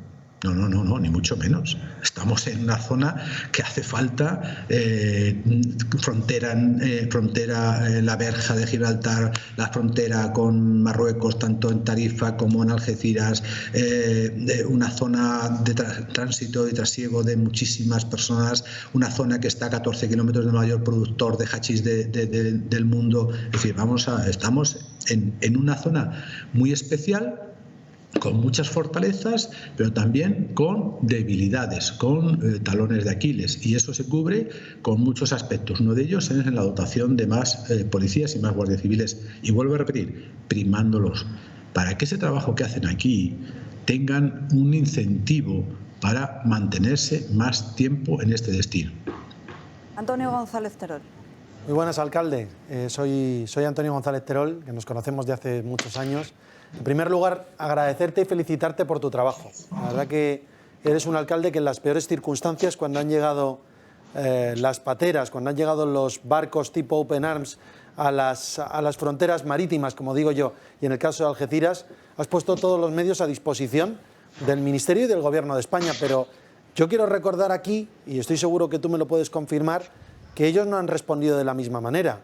Ni te han mandado medios suficientes, muchas veces habéis tenido que financiar directamente desde el ayuntamiento muchos recursos para esas crisis humanitarias que han provocado con sus políticas de inmigración irregular, que sirvió muy poco para contener esa llegada de inmigración irregular, y seguís demandando medios. Algeciras no es cualquier ciudad. Tú eres muy humilde, pero tú y yo sabemos la importancia estratégica, geoestratégica que tiene desde todo punto de vista para el campo de Gibraltar, para el sur de España, para Andalucía y para el conjunto de España, y sobre todo en relación a un tercer país como Marruecos y la contención del yihadismo radical.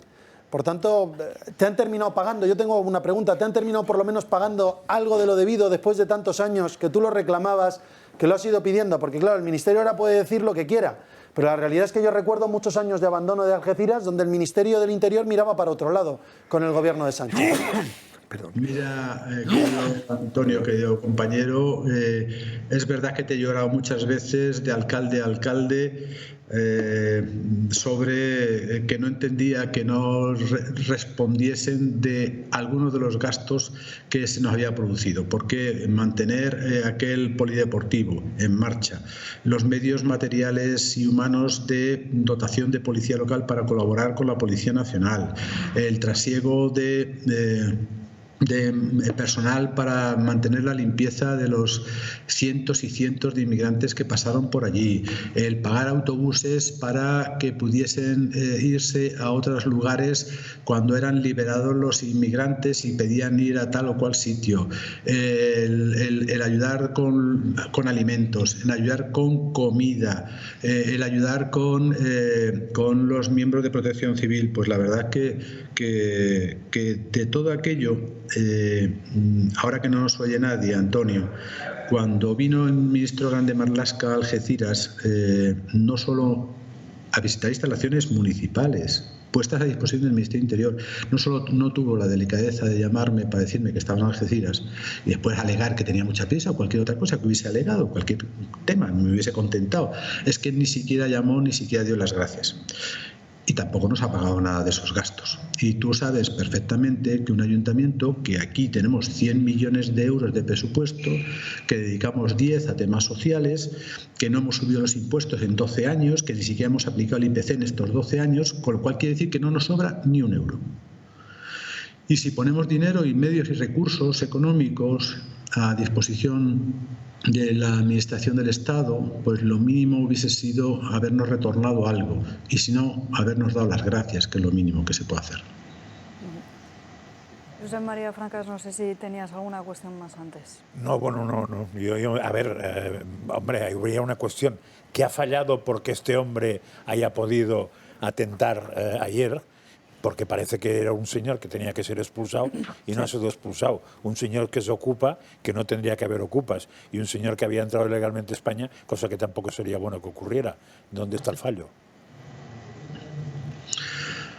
Pues no lo sé, de principio hay un fallo importante porque tenía que haber sido expulsado, pero las relaciones con Marruecos están mal y si antes teníamos un cupo insuficiente de admitidos en esa expulsión desde los centros de internamiento de extranjeros, ahora tenemos más reducido y además alegan cualquier tema mínimo, nimio de tema administrativo para rechazar a esa persona, ¿no? Era un lobo solitario, que lo que era no lo sabemos, habrá que investigar para saber dónde tenemos que actuar, primero para que sea la primera y la última vez que ocurra y para que no tengamos que penar ni llorar el sufrimiento que se produjo ayer por el fallecimiento de Diego, por el sufrimiento de haber perdido a un marido, a un padre, a un abuelo, a un hermano como han perdido. Y después el padre, que además es muy buena persona también, el padre Antonio. Es decir, que bueno, habrá que trabajar mucho para que esto no vuelva a ocurrir. Y dos, hay que trabajar mucho para evitar que pueda prender una mecha que puede ser peligrosa si prende y llega a mayores. Tenemos que dar mayor seguridad, mayor tranquilidad, no solo seguridad objetiva, también seguridad subjetiva a nuestros vecinos. Pues alcalde, muchísimas gracias por atendernos en directo desde el Toro Televisión. Le enviamos un abrazo enorme, todo nuestro apoyo y gracias de verdad porque sé que lleva toda la mañana atendiendo a los diferentes medios de comunicación un día como hoy en estas horas de luto. Muchísimas gracias. Muchas gracias a usted, muchas gracias a los contertulios. Querido Antonio, un abrazo fortísimo. Muchísimas gracias, José Ignacio. Y hasta aquí hemos llegado por hoy, nos hemos quedado sin tiempo para más. Muchísimas gracias por acompañarnos a lo largo de esta mañana en Dando Caña. Nos despedimos, pero ya saben que para seguir informados tienen el canal de Telegram de Julia Ariza el Toro, donde además desde ayer por la noche lleva publicando muchísima información sobre lo ocurrido en Algeciras. De hecho, yo he podido ver la foto de quién era el terrorista gracias al Telegram de Julio, y está ofreciendo también las claves del día con respecto a Rusia, que se ha enfurecido, ya lo sabe, por ese envío de carros de combate a Ucrania. Esta y otras muchas noticias al canal de Telegram de Julia Ariza el Toro. También, para seguir informados, Rebelión en la Granja, y ya esta tarde la redacción abierta con Xavier Orcajo. Nosotros nos despedimos hasta mañana a las 12 aquí en Dando Caña. Que tengan un feliz día.